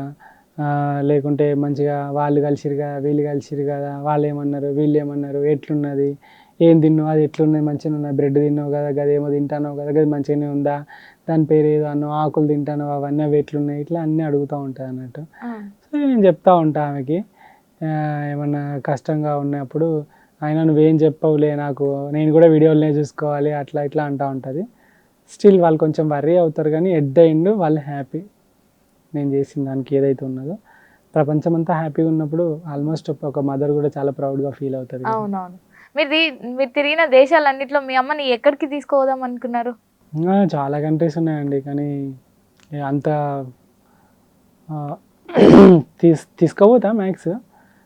బట్ తను ఇప్పుడు మంచిగా తను ఇప్పుడు అన్ని నడవగలదు, తను మంచి హెల్దీ ఉంది. ఇక చూసుకొని ఒక 2-3 సంవత్సరాలలో కొంచెం మనీ తన కోసమైనా సేవ్ చేసి ఫస్ట్ తనకైతే ఇండియా తిప్పుదాం అనుకుంటాను. ఇండియా అంటే నేను లేకుండా ర్యాండమ్ పీపుల్తో పంపిద్దామని అనుకుంటున్నాను. ఒక గ్రూప్లో యంగ్ ఏజ్ అందరు ఉంటారు కదా పోరగాళ్ళు, వాళ్ళతో పంపిద్దామని అనుకుంటాను. సో దట్ తనకు కూడా కొంచెం వస్తుంది కదా ఎక్స్పీరియన్స్, చూసిన ప్లేసెస్ అవన్నీ. ఎందుకంటే ఇప్పుడే చూడాలి, ఇంకొక 10-15 సంవత్సరాలు అయితే కాలు చేతులు పని నడవలేదు, అవన్నీ వేయలేదు కదా, అది చూద్దాం. మ్యాక్సిమం చాలా కంట్రీస్ తిప్పుతా, చూడాలి. ఇంకా ఎప్పుడైనా మీ చెల్లెని తీసుకుపోవాలనిపించలేదా? చాలా బరువు ఉంటుంది, తీసుకోవాలి. ఇంకా ప్రాపర్ అన్నా మీరు అన్న అనిపించుకున్నారు. తననా ఏమో ఇక మ్యారీడ్ రీసెంట్గా, ఇండియాలోనే తిరుగుతాను వాళ్ళు. ఇక వాళ్ళ ఫ్యామిలీ అంతా ఒకసారి తీసుకుపోవాలి ఏదన్నా ఒక కంట్రీకి, కొంచెం తక్కువ ఖర్చు అయ్యే కంట్రీకైనా ఏషియన్ కంట్రీస్కే తీసుకుపోవాలి. ఎందుకంటే యూరోప్ అలాంటి కంట్రీస్లో వీసాలు రావడం కష్టమే, అండ్ మనం అక్కడ సర్వైవ్ అవ్వడం కూడా కష్టమే. బట్ చూడాలి. మీకు అడవిలో సైకిల్ ఆగిపోయిన సందర్భాలు ఉన్నాయి. చాలా ఉన్నాయి. ఏం చేస్తారు అప్పుడు? చుట్టూ చూస్తే ఎవరు ఉండరు. ఫస్ట్ ఏం చేస్తా అంటే చుట్టూ చూడను. ఎందుకు తెలుసా? నేనే మోసుకొని పోవాలి దాన్ని. ఎందుకంటే ఎవరు రారు ఆ ప్లేస్లో, ఎవరు వచ్చి నాకు హెల్ప్ చేయరు. ఫస్ట్ థింగ్ అది మైండ్లో ఫిక్స్ అయిపోతా నేను. ఇది సెట్ అవుతుందా కాదా చూసుకుంటా. పంచర్ అయింది అనుకోండి, ఆడ ఇప్పేసి అన్ని ఇప్పేసి టైర్ తీసేసి మళ్ళీ ట్యూబ్ చేంజ్ చేసుకొని దానికి పంచర్ వేసుకొని మళ్ళీ ఫిట్ చేసుకొని మూసుకొని తొక్కుకుంటూ పోతా. అంతే, ఇంకేం చేయలేను. ఏమైనా ఇరిగిపోయింది అనుకోండి, ఇరగదా సైకిల్ ఫస్ట్ థింగ్. ఇక పంచర్లు అవుతుంది, అయితే వైర్లు అవి తెగిపోతాయి. వైర్లు తెగినాయి అనుకోండి, నెట్టుకుంటూ పోతా సిటీ వచ్చేదాకా. అది ఒక రోజే కానీ 2 రోజులే కానీ వైర్ కోసం దానికోసం. పంచర్లు అయితే సెట్ చేసుకుంటా. చైన్ తెగింది అనుకోండి, చైన్ మార్చుకోవడమా, లేకుంటే నెక్స్ట్ సిటీ వచ్చేదాకా సైకిల్ నెట్టుకుంటానైతే పోవచ్చు కదా. ఇంకా అంతే, ఏం కాదు. అయితే చీకటి అవుతుంది కావచ్చు, చీకటి అయితే నేను అడవిలో టెంట్ వేసుకొని వండుకుంటా. ఇక పొద్దుగాలు లేస్తామా లేవదాం అనేది ఎవరు తెలియదు. లేస్తే ముందుకు పోతాం, లేకుంటే అంతే. ఇంకా ఎప్పుడైనా ఇందాక అన్నారు ఏనుగులు వచ్చినాయి, ఎట్లుండే ఆ సిచ్యువేషన్? అంటే చాలా పానిక్ అయిపోతాం, భయపడతాం. ఇంకా ఆ రోజే లాస్ట్ డే అనుకుంటాం. బట్ మళ్ళీ ఏం కాదులే అని ధైర్యం చెప్పుకొని మళ్ళీ వెళ్ళిపోవడమే. అది సిచ్యువేషన్ వరస్ట్గా ఉంటుందిలేండి. ఇక మళ్ళీ అది మామ చూస్తుంది. అడవిలో ఉండి గూగుల్ మ్యాప్ పనిచేయదు, మరి ఆ టైంలో ఎట్లా? చాలా సార్లు మీకు జరిగింది. గూగుల్ మ్యాప్ కథనే వేరే ఉంటుంది అసలు. ఆడ రూట్ చూపెడతా, రూట్ ఉండదు, ఏముండదు. అలా పోతా పోతా పోతా పోతా 10-20 కిలోమీటర్లు పోయిన తర్వాత మళ్ళీ వెనక్కి పోవాలంటే ఎంత కోపం వస్తుంది చెప్పండి. అసలు చాలా తలనొప్పి. యూరోప్లో ఇట్లా చాలా అయితే 5,000 పెట్టి సబ్స్క్రిప్షన్ తీసుకున్నాను ఒక మ్యాప్కి. 5,000 రూపీస్ అంటారు సంవత్సరానికి. జస్ట్ నార్మల్ రూట్స్ చూపెడుతుంది అంతే. ఇంకా అప్గ్రేడ్ చేసుకుంటే ఇంకా చాలా డబ్బులు అవుతాయి. ఇక ఆ రూట్ తీసుకొని పోయిన అల్ల కూడా అడవులలో పోయినాయి, చాలా ఉన్నాయి. మస్తు చిరాకులు వేస్తాయి ఫస్ట్ థింగ్. ఎందుకంటే నేను రూటే తప్పిపోతే ఎట్లుంటుంది. మళ్ళీ అసలే తొక్కే సైకిల్, బండి అనుకో మన వెనక పోవచ్చు 5 కిలోమీటర్లు తప్పిపోయినా. సైకిల్ అనుకోండి పోతుంటే లోపలికి పోతేనే ఊబిలోకి పోయినట్టే ఉంటుంది. అట్లా చాలాసార్లు అడవులల్లో సైకిల్ భుజాల మీద పెట్టుకొని ఇదంతా తోలు లేచిపోయి బరువు మొయ్యలేక ఒక్కొక్కసారి చిరాకులు వేసి అట్లనే కూర్చొని ఒక అర్ధగంట సేపు కూర్చొని అట్లనే కూర్చొని ఇలా అట్లే వండుకొని ఆలోచించి ఇంకా సరేలే ఇక నువ్వే పోవాలి, పోదాం పా అని మళ్ళీ వేసుకొని నాకు నేనే మాట్లాడుకుంటా, నాకు నేనే చెప్పుకుంటా, ధైర్యం చెప్పుకుంటా ముందుకు పోతాయి. అంతే. అట్లా తప్పిపోయిన రోజులు కొన్ని వందలు. అవునా? అన్ని కంట్రీలో తప్పిపోయాను. ఓకే. ఇన్ని దేశాలలో మీకు ఓకే రాబాయ్ మనం బతకచ్చు అన్న భాష ఏదన్నా వచ్చింది ఉందా? నెక్స్ట్ టైం పోయినా కూడా బతకచ్చు రాబాయ్ అన్నట్టు. ఇంగ్లీష్ మాట్లాడే కంట్రీలో ఓన్లీ ఆస్ట్రేలియా, కానీ ఆస్ట్రేలియా ఒక్కటే. అంతేనా? అంటే మనం బతకొచ్చు అంటే ఆస్ట్రేలియా.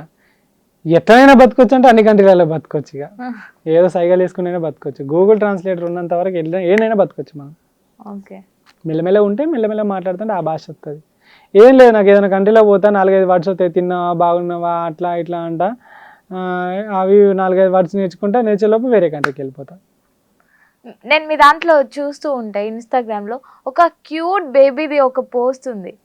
ఆ స్టోరీ చెప్పగలుగుతారా? వాళ్ళు మంగోలియన్స్. వాళ్ళు ఎంత ఉంటారు తెలుసా? పిల్లలే ఇంత ఉంటారు, ఇంత లడ్డుగా ఉంటారు. వాళ్ళని ఇట్లా పట్టుకుంటే అంటే వేరే కంట్రీస్లో పిల్లల్ని ఎత్తుకొనియారు, మంగోలియాలో అలా ఉంది. ఎందుకు ఎత్తుకొనియారు? అసలు ఎత్తుకొనియారు. వాళ్ళ పిల్లల్ని ఫోటో తీసుకోవడమే కానీ వీడియో అంతెందుకండి. ఫ్రాన్స్లో రైడ్ చేసుకుంటూ పోతున్నా, ఆమె కుక్క పిల్లలు అంటే మంచి క్యూట్గా ఉన్న కుక్క పిల్ల. అది కుక్క పిల్లను వీడియో జస్ట్ కుక్క పిల్లని అరే భలే క్యూట్గా ఉందని చెప్పేసి ఇట్లా ఇట్లా దాని దగ్గర పోయి వాళ్ళ ఓనర్ అక్కడ ఉంది, వేరే ఆమెతో మాట్లాడుతాను, దాని దగ్గర పోయి ఇట్లా చూచు అనుకుంటే జస్ట్ ఇట్లా వీడియో తీసుకున్నా. నా పర్మిషన్ లేకుండా వీడియో తీస్తాను, సూ చేస్తాను, లైక్ కేసు వేస్తాను నీ మీద అన్నది. వాళ్ళు కుక్క పిల్లల్ని వాళ్ళ సొంత పిల్లల్లాగా భావిస్తారు అన్నట్టు. ఏంది కుక్కను వీడియో తీసినందుకా అని అనుకొని సారీ ఐమ్ డిలీటింగ్ ఇట్ అని చెప్పేసి డిలీట్ చేసేసి సారీ అనుకుంటూ వచ్చేసిన. ఆ తర్వాత అనిపించింది ఓకే పిల్లల్ని అంటే నేను ఎట్లాగ తీయ, మనుషుల్ని ఎట్లాగ తీయ, కానీ కుక్కల్ని కూడా తీయని రారా అనుకున్నాను నేను. వాళ్ళు పర్మిషన్ లేకుండా వీడియో తీస్తే పెద్ద కేసు అవుతుంది అది. మంగోలియా వాళ్ళని అడిగినా వాళ్ళు ఓకేనా అంటే ఓకే ఎత్తుకోవచ్చా అంటే ఎత్తుకో అన్నారు. సరే అని చెప్పేసి అని ఎత్తుకొని కొద్దిసేపు ఆడతాం. వాళ్ళని వీడియో తీయమంటే తీసిర్రు, కొద్దిసేపు ఆడుకున్న వాడిని. చాలా క్యూట్గా ఉంటారు వాళ్ళ పిల్లలందరూ. China, Japan, Korea, Taiwan, Mongolia, పిల్లలందరూ భలే ఉంటారు. లైక్ ఒక దగ్గర మొత్తం ఒక పిండి ముద్ద లెక్క ఉంటుంది ముఖము, చిన్న చిన్న కళ్ళు ఉంటాయి, ఇది షబ్బీగా ఉంటారు. మస్తు అనిపిస్తుంది వాళ్ళని చూస్తే. ఎత్తుకోవాలనిపిస్తుంది కానీ ఎత్తుకోవద్దు. అట్లా పర్మిషన్ అడిగి వాళ్ళు ఓకే అంటే ఎత్తుకోవచ్చు. ఎందుకంటే చిన్నపిల్లలకి ఇమ్యూనిటీ చాలా తక్కువ ఉంటుంది. ఇప్పుడు మనకి ఏమైనా ఉండొచ్చు, కఫ్ ఉండొచ్చు, కోల్డ్ ఉండొచ్చు, వాట్ ఎవర్ ఏదైనా ఉండొచ్చు, సింపుల్గా అటాక్ అవుతుంది కదా.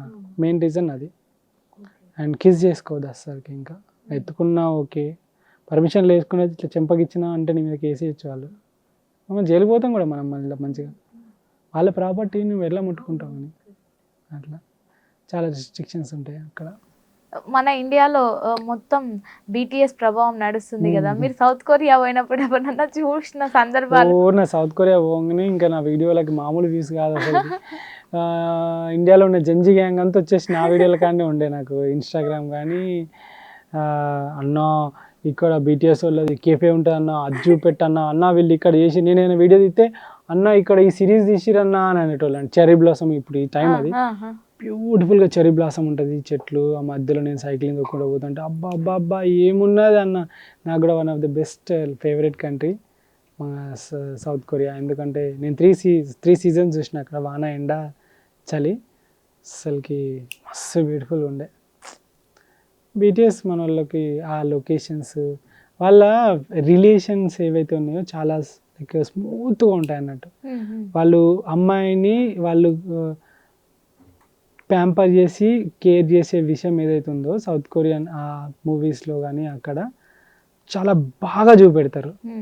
సో కాబట్టి ఇక్కడ ఉన్న అమ్మాయిలు ఆ కేరింగ్ అదంతా వాళ్ళు కోరుకుంటారు అన్నట్టు. మన వాళ్ళ దగ్గర కూడా వాళ్ళు అట్లున్నారు కదా, అదంతా చూసి పిచ్చోళ్ళు అయిపోతారు అన్నట్టు దానికి. ఇప్పుడు చాలా కొరియన్ సిరీస్లలో అవే ఉంటాయి. వాళ్ళకి చాలా కేరింగ్ ఉంటుంది, గర్ల్ ఫ్రెండ్ బాయ్ ఫ్రెండ్ ఆ రిలేషన్షిప్ అదంతా కూడా. అండ్ ఈ BTS గ్యాంగ్ ఒకటి లైక్ వాళ్ళు స్టార్టింగ్ స్టేజ్ నుండి ఎట్లా ఫైట్ చేసుకుంటే అక్కడ దాకా వచ్చి ఒక ఎంపైర్ బిల్డ్ చేసిరు అనేది ప్రపంచం, ఇండియానే కాదు ప్రపంచం అంతా వాళ్ళంటే పిచ్చే. ఓకే, మ్యారేజ్ సిస్టమ్ డిఫరెంట్ గా ఏదన్నా కనిపించిన దేశాలు ఉన్నాయా? అన్ని కంట్రీస్ లో మ్యారేజ్ సిస్టమ్ డిఫరెంట్ గానే ఉంటుంది. ఇట్లా డౌరీలు అవన్నీ ఏముండవు. ఎక్కువ శాతం లేడీస్ కి ఎక్కువ ప్రిఫరెన్స్ ఉంటుంది. అండ్ అంటే లేడీస్ కి ప్రిఫరెన్స్ అంటే లైక్ ఇప్పుడు చైనా లాంటి కంట్రీలో అనుకో, ఒక బాయ్ పెళ్లి చేసుకోవాలనుకుంటే కంపల్సరీ అతనికి మంచి ఫైనాన్షియల్గా సెటిల్ అయి ఉండాలి, మంచి కారు లైక్ అపార్ట్మెంట్స్ అవన్నీ రాసిస్తేనే అతనికి పెళ్లి జరుగుద్ది అన్నట్టు. సో అట్లాంటి సిస్టమ్స్ చాలా ఉన్నాయి. అండ్ మళ్ళీ డామినేటింగ్ కూడా విమెనే. ఓకే, అన్ని మీరు చూసిన దేశాలు అన్ని కంట్రీస్ లో డామినేటింగ్ విమెనే. ఓన్లీ ఇండియానే అట్లా లేదనుకుంటాను. India, Pakistan, maybe like Bangladesh అట్లా ఉండొచ్చు. ఇండియాలో కూడా మేఘాలయ లాంటి నార్త్ ఈస్ట్ కంట్రీలో మళ్ళీ ఉమెన్ డామినేటింగ్ ఉంటుంది. ఉమెన్ డామినేటింగ్ అంటే ఏదో డామినేట్ కాదు, ప్రిఫరెన్స్ ఎక్కువ.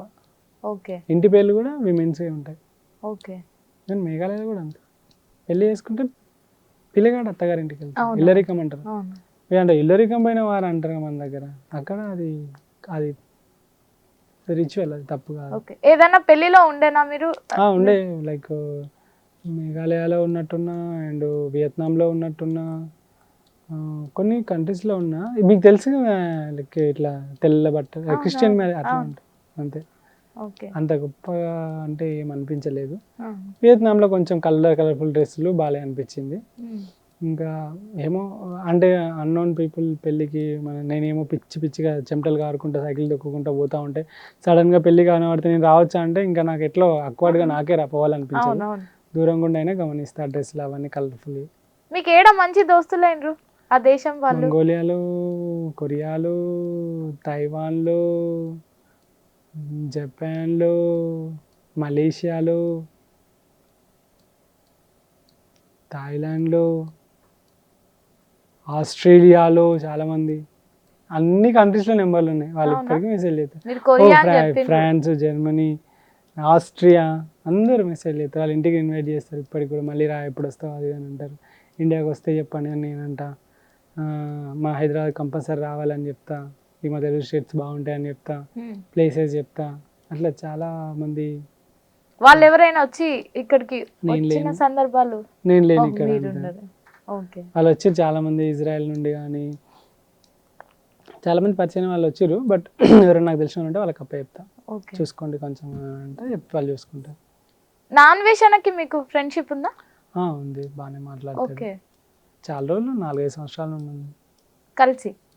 అప్పటి నుండి మంచిగానే మాట్లాడుకుంటాం. ఓకే, బెట్టింగ్ యాప్స్ టైంలో ఫుల్ రియాక్ట్ అయ్యిండు కదా, మీ స్టాండ్ ఏంది బెట్టింగ్ యాప్స్? అప్పుడు మీరేమన్నా రియాక్ట్ అయ్యిండ్రా? నేను గత 3-4 ఇయర్స్ నుండే వీడియోస్ చేస్తున్నా. నాకు కూడా బెట్టింగ్ యాప్స్ ప్రమోషన్స్ వచ్చినప్పుడు నేను లైక్ ఇది గేమ్ అది అని అన్నారు. అంటే సరే ఏంటి అది అని అంటే పంపించిన తర్వాత తను నాకు వెబ్సైట్ పంపించిండు. ఒక వెబ్సైట్ పంపించేసి ఇది డెమో, దీనిలో ఆడుతూ ఉంటే డబ్బులు వస్తాయి, ఆ డబ్బులు మళ్ళీ తర్వాత నాకు స్క్రీన్ షాట్లు పంపించిండు. ఇదేంటి అని అంటే ఆ స్క్రీన్ షాట్లు మీ అకౌంట్లో క్రెడిట్ అయినట్టు స్క్రీన్ షాట్లు అన్నట్టు అవి. సో ఇవన్నీ కలిపి ఒక వీడియో పెట్టాలన్నట్టు. సో ఇప్పుడు నేను ఏంటంటే మాన్యువల్గా అట్లా ఆడుతూ ఉంటాను, ఇప్పటికి కూడా వస్తాయి. మాన్యువల్గా ఆడుతూ ఉంటే నాకు మనీ వచ్చినట్టు, ఒక 5,000 వచ్చినట్టు చూపెడుతుంది అక్కడ. ఇదంతా ఫ్రీ, వెబ్సైట్ రన్ అవుతుంది అన్నట్టు. తర్వాత 5,000 నా అకౌంట్లో క్రెడిట్ అన్నట్టు ఒక స్క్రీన్ షాట్ వస్తుంది, ఈ స్క్రీన్ షాట్ వీడియో వస్తుంది అన్నట్టు. అదే అటాచ్ చేసి నాకు వచ్చినాయి చూడండి మీరు కూడా ఆడండి అని అంటాం.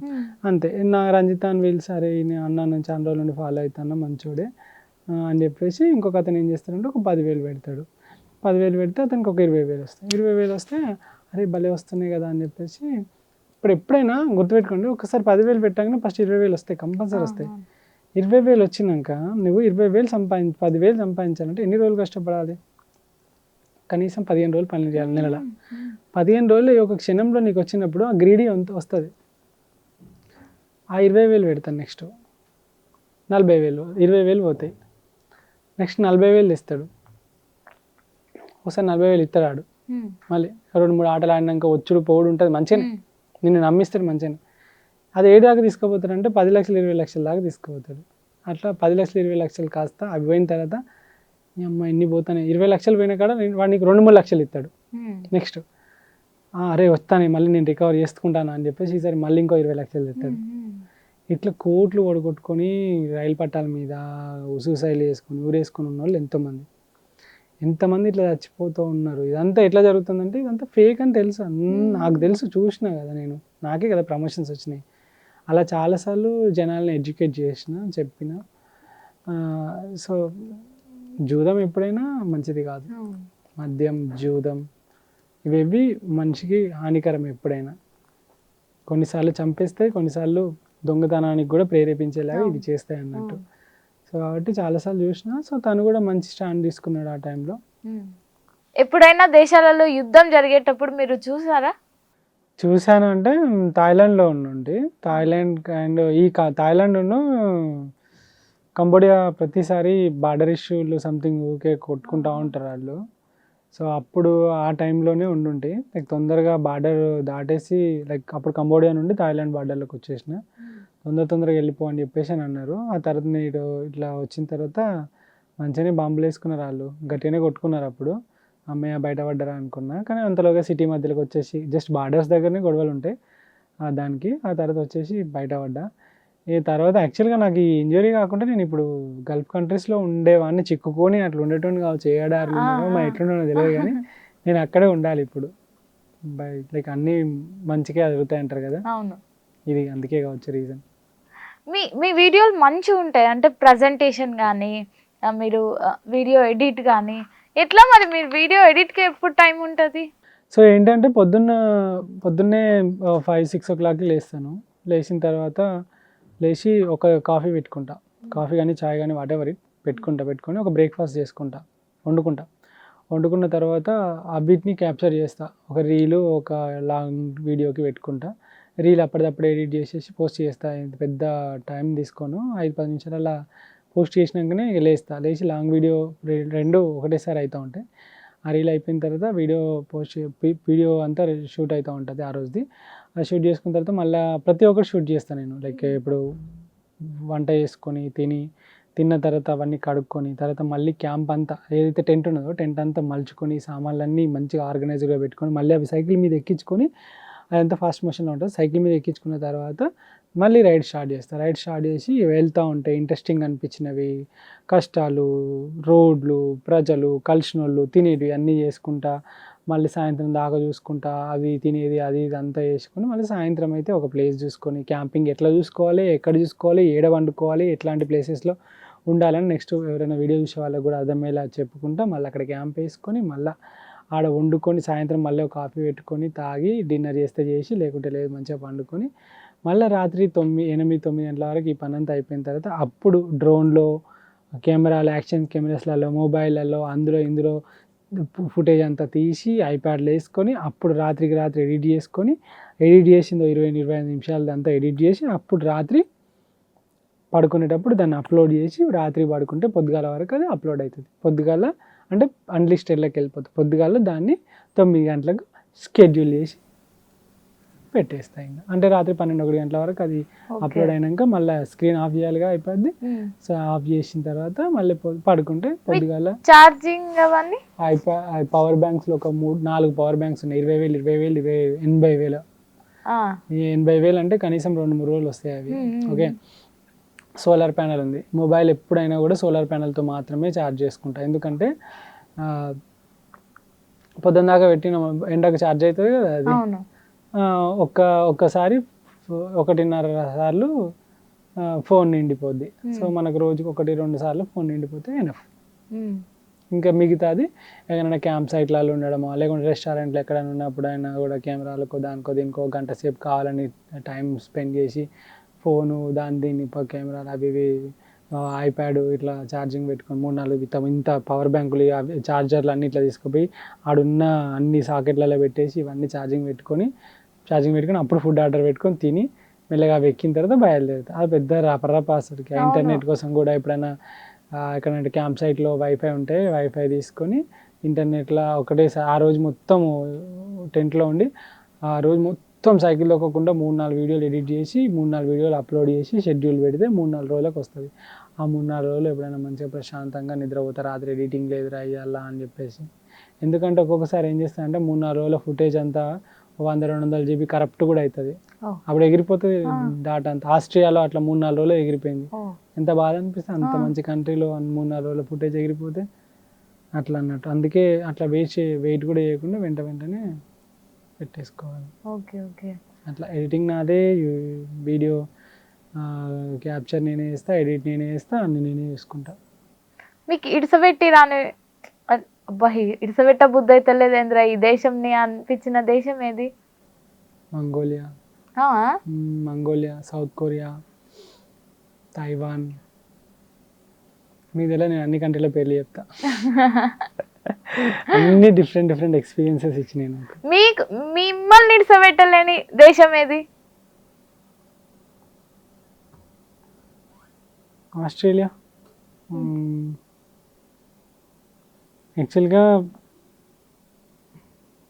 ఆస్ట్రేలియా అండ్ కొరియాలో అయితే ఫుల్ ఎంజాయ్ చేసిన. అండ్ వాళ్ళు మిమ్మల్ని ఇడిసబెట్టలేదా? లేదు, అంటే కొన్ని కంట్రీస్లో పీపుల్ ఉండొచ్చుగా ఇంకొక 2 రోజులు అట్లా అంటారు.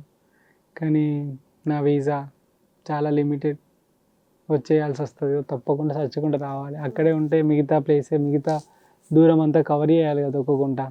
మీకు వీసా ప్రాబ్లమ్స్ ఎప్పుడు రాలేదా? అవునండి, ఆస్ట్రేలియాకి 2 times రిజెక్ట్ అయింది, 3rd time యాక్సెప్ట్ అయింది. న్యూజిలాండ్కి 2 times రిజెక్ట్ అయింది, ఇంకా 3rd time వేయలేదు నేను. యూరోప్కి ఫస్ట్ టైం వేయంగానే వచ్చింది. ఇక నాకు తెలిసి ఇప్పటి నుండి ఏ కంట్రీకి అయితే ఆ కంట్రీకి వస్తాయి అనుకుంటాం. ఎందుకంటే ట్రావెల్ హిస్టరీ ఉంది కదా, మంచి ట్రావెల్ హిస్టరీ వస్తాయి షూర్. కానీ స్టార్టింగ్లో ఇనిషియల్ స్టేజ్లో ఏదైనా కష్టమే కదా, బాగా ఇబ్బంది పడ్డా. ఏ దేశంలో ఫుల్ ఎమోషనల్ బాండ్ పెరిగిపోయి ఉన్నది అంటే దేశంతోనైనా దేశంలో ఉన్న ప్రజలతో అయినా? దేశంలో ఉన్న ప్రజలతోటి మంగోలియా అసలుకి ఎంత బ్యూటిఫుల్ ఉంటుందో. అవునా? ఇప్పటికీ నేను ఒక 100 సార్లు చూసుకుంటా వీడియోలు. ఆ ఆల్బమ్ అక్కడికి పోగానే ఇట్లా పోతా అంటే మస్తు అనిపిస్తుంది. అంత కష్టపడ్డా అక్కడే, అంత ఎంజాయ్ చేసిన అక్కడే. తైవాన్ ఏం తొక్కిన కొండలు అసలుకి ఫుల్ పైకి. And Korea beautiful scenic places. And చాలా ప్లేసెస్ ఉన్నాయి అట్లా. ఒక్క రోజులో ఎన్ని కిలోమీటర్లు దొక్కుతుండే? 180, 120, ఏడుకెళ్ళి వస్తుంది మీకు అంత 150. ఎనర్జీ? ఎట్లా రోజు దొక్కాలి వల్ల రోజు దొక్కాలి? అదే ఎనర్జీ అంటే ఎక్సైట్మెంట్. ఏం తింటారో చెప్పుండ్రి కనీసం. నేను తినేది అంటే మస్ట్ అండ్ షుడ్గా ఒక కప్పు రైస్ ఇంతే, బ్రెడ్ లేకుంటే 2-3 బ్రెడ్లు, లెట్యూస్ ఉంటుంది ఆకులు, అది ఫైబర్ కోసం, ప్రోటీన్ ఉంటుంది ఒక 100 లేదా 200 గ్రామ్స్ ప్రోటీన్ ఉంటుంది డేలో, అండ్ కాఫీ 1-2 కాఫీలు ఉంటాయి, and water 3 litre or 4 litre or 5 litres ఉంటుంది, డిపెండ్స్ ఆన్ వెదర్, అండ్ అంతే. అంతే ఎక్కువ ఇంత తిని ఇంత నడుపుతున్నారు. అప్పుడే కదా వెయిట్ లాస్ అవుతుంది. మీరు స్టార్ట్ చేసినప్పుడు ఎంత వెయిట్ ఉండే, ఇప్పుడు ఎట్లున్నారు? అయ్యో నేను 70 కిలోలకు అటుగాను ఇటుగాను అంతే ఉంటా. ఓకే. ఇప్పుడు ఏదో 100 కిలోలు ఉంటే తగ్గడానికి ఉంటుంది. నేను ఉన్నది కట్టెపుల్ల, ఇంకా తగ్గితే ఇంకా అట్లే ఉంటుంది కదా. కొన్నిసార్లు తగ్గిన 60 కిలోలకు కూడా వచ్చిన. ఎడారి ప్రాంతంలోకి పోయినప్పుడు ఇండోనేషియా బాగా టఫెస్ట్ కంట్రీ నాకు చెప్పాలంటే. అన్ని ఐలాండ్లే చుక్కలు చూపెట్టింది నాకు ఇండోనేషియా ఎండలో. న్యూసా పెనిడా అని ఒక ఐలాండ్ ఉంటుంది, అమ్మో ఐలాండ్ చుట్టూ తిరిగిన నేను. అది అయిపోయినాక అసలుకి అమ్మయ్య గొప్పగా ఏదో లైక్ ఆస్కర్ అవార్డు వచ్చినట్టు అయింది అది. అట్లా చాలా. తైవాన్ కూడా 0 నుండి మళ్ళీ 1000 కిలోమీటర్స్ 1100 కిలోమీటర్స్ తిరిగి మళ్ళీ అక్కడికే రావాలి జీరోకి. ఓకే. ఆ రోజు అయితే స్టార్ట్ చేసినప్పుడు ఎలా ఉండే, ఎండ్ చేసినప్పుడు ఏం నేర్చుకొని వచ్చినా, ఎంత చూసి వచ్చినా, అసలు ఒక అచీవ్మెంట్ అసలుకి. అవి బాగుంటాయి అసలు. ఒక కంట్రీని అరౌండ్ ద కంట్రీ ఇండియా తిరిగిన కదా. ఇంత పెద్ద కంట్రీ 2 సంవత్సరాలు పట్టింది. ఆ కంట్రీస్ 3 నెలలు 2 నెలలు 1 నెల ఇట్లా తిరుగుతూ ఉంటాం కదా. అరౌండ్ ద కంట్రీ తిరిగినప్పుడు ఆ ప్రౌడ్నెస్ ఉంటుంది చూసిన. అరే ఆ కంట్రీలో ఉన్న వాళ్ళకన్నా ఎక్కువ విషయాలు వెళ్తాయి నాకు. ఈవెన్ ఆడ ఉన్న ఇండియన్స్ కూడా నేను చాలా విషయాలు చెప్తా. అరే ఇది మా కంట్రీలో ఉందా, అది మా కంట్రీలో ఉందా, ఇది ఎక్కడుంది, అది ఎక్కడుంది అని చెప్పేసి నన్ను అడుగుతూ ఉంటారు. నాకు అనిపిస్తుంది, మీరు ఇది చూడలేదా, అది చూడలేదా, ఏది బాగుంది, అది బాగుంది, ఈ ప్లేస్లో ఇక్కడ ఉంది, ఈ హోటల్ ఇక్కడ ఉంది, ఈ హోటల్ తక్కువ రేటు ఉంది, ఈ హాస్టల్ ఉంది, ఇవన్నీ చెప్తూ ఉంటాయి. మస్తు ఫీల్ అవుతారు వాళ్ళు. ఇంత చిన్న ఏజ్లో ఇంత పెద్ద జీవితంలో మీరు అసలు ఏం నేర్చుకున్నారు? ఎట్లా బతుకొద్దో నేర్చుకున్నా, ఎట్లా ఉండాలో నేర్చుకున్నా ప్రజలతోటి. లైక్ ఎవరినో ఒకరిని లైక్ దొంగ దెబ్బ తీయాలి, ఇట్లా మోసం చేయాలి, ఇంకా ఇట్లా డబ్బులు సంపాదించి మోసం చేసి డబ్బులు ఇట్లాంటివి ఏం కాకుండా ఇట్లా హ్యాపీగా ఉండాలి అంతే. ఉన్న దానిలో ప్రశాంతంగా బ్రతకాలి. ఎక్కువ పెట్టుకోదు, ఎవరి మీద కోపాలు పెట్టుకొని ఆ రివెంజ్లు తీసుకున్నాడు, పగబట్టాలి, వాడిని ఎట్లనే నాశనం చేయాలి, ఇవన్నీ కాకుండా just live your life the way you love అంతే. మీరు మానవ సంబంధాలను చాలా గొప్పగా చూసి ఉంటారు కదా. నాకు చాలా రెస్పెక్ట్ అండి. లైక్ ఇండియా నుండి స్టార్ట్ అయ్యేటప్పుడు అంత లేకుండే నాకు, బట్ ఎప్పుడైతే ఇండియాలోకి వచ్చిందో ఐ లెర్న్ అ లాట్. ఇప్పుడు ప్రతి ఒక్కరికి రెస్పెక్ట్ ఇస్తా. వాళ్ళు ఎవరైనా ఏంటైనా, వాళ్ళు ఎలా ఉన్నా ఏందైనా, బిచ్చపోళ్ళ లేనోళ్ళ ఉన్నోళ్ళ అదేం లేదు, ప్రతి ఒక్కరిని రెస్పెక్ట్ ఇస్తా, ఈక్వల్గా చూస్తా. నేను చూసుంటా కదా కోటీశ్వర్లని, 100,000 కోట్లు ఉన్న వాళ్ళని, వాళ్ళతో కలిసి కూర్చొని ఉంటా కదా, తిని ఉంటా కదా, తాగుంటా కదా, వాళ్ళ బిహేవియర్ వాళ్ళకి అంతున్నా ఎంత లేకుండా ఎంత. ఇప్పుడు యూరోప్ కొన్ని కంట్రీస్లో ఎట్లా తెలుసా, నేను ఇక్కడ కూర్చున్నాను అనుకో, నిమ్మలంగా వచ్చి అక్కడ కూర్చొని ముచ్చట చెప్తూ ఉంటారు ఫారినర్స్. లైక్ వాళ్ళంతా డబ్బులు అన్నీ ఉన్నా కూడా నాకు అనిపించింది, అరే ఇంత సింపుల్గా ఉన్నది ఏందిరా, నీ దగ్గర ఏముందని ఇంత పొగరు నీకు, ఇంత గర్వం అని అనుకుంటాను. అందుకే నేను వచ్చిందంటే ప్రశాంతంగా కూర్చుంటా. అండ్ ఇంకొకటి ఏంటంటే మూర్ఖులతో వాదించాను నేను. ఇప్పుడు ఒకరు వాళ్ళకి మాత్రమే తెలుసు, నేను ఒక్కరినే గొప్ప నేను వాదిస్తూ ఉంటారు కదా. ఎప్పుడైనా గొడవ జరిగింది అనుకోండి, మీరు నాతో ఎప్పుడైనా గొడవ పెట్టుకున్నది అనుకోండి, నేను ఇంకేం ఆర్గ్యూ సైలెంట్గా కరెక్ట్ సూపర్ అంట సైలెంట్గా ఉంటా. ఎందుకంటే వాదించి ఎనర్జీ వేస్ట్ చేసుకోకన్నా వాళ్ళని అట్లా వదిలేయడమే చాలా గొప్పది అనిపిస్తుంది నాకు. ఎక్కువ రెస్పాండ్ అవ్వను అట్లా గొడవలు కానీ వాట్ ఎవర్, ఎవరితోటైనా కూడా ఓకే డన్ అంతే. నువ్వు అంత తిరిగి నువ్వు గట్లనే నార్మల్గా బిహేవ్ చేస్తే నువ్వేం నేర్చుకున్నట్టు అనిపిస్తుంది నాకు. ప్రశాంతంగా ఉండడం నేర్చుకున్నా అంతే. Okay, thank you so much. మమ్మల్ని ఏడుకో తీసుకుపోయి నేను కూడా ఇట్లా చైనా పోయి కొరియా పోయి ఇట్లా వచ్చినట్టుంది. థ్యాంక్ యూ రంజిత్, మాకు టైం ఇచ్చినందుకు మీకు సూపర్ థ్యాంక్ యూ. అండ్ చూస్తున్న అందరు కూడా లైక్ హ్యాపీగా ఉండండి, ఉన్న దానిలో సంతోషంగా బ్రతకండి. Like just live your life, అంటే ఆ మూమెంట్ని బ్రతకండి అంతే. అండ్ వీడియోస్ ఏమైనా చూడాలనుకుంటే రంజిత్ ఆన్ వీల్స్ అని ఉంటుంది ఛానల్, దానిలో చూసేయండి. రంజిత్ గురించి ఇంతే చూసినాం మనం, ఇప్పుడు ఇన్నే విషయాలు చెప్పిండ్రు మనకు. రంజిత్ ఆన్ వీల్స్ లో చూడండి, మీకు రంజిత్ గురించి మొత్తం తెలిసిపోతుంది. ఇంకా మనం చాలా విషయాలు మాట్లాడాలి రంజిత్తో. సో ఇప్పటికే చాలా టైం అయిపోయింది. మళ్ళీ నెక్స్ట్ టైం కూడా రంజిత్ని పట్టుకుందాం, ఇంకా వేరే దేశాలు పోయిన ఎక్స్పీరియన్స్లు మనతో షేర్ చేసుకుంటారు. మీకు ఏమైనా క్వశ్చన్స్ ఉంటే కింద కమెంట్లో చెప్పండి, నేను మళ్ళీ రంజిత్ని అడగడానికి అవకాశం ఉంటుంది. Bye bye.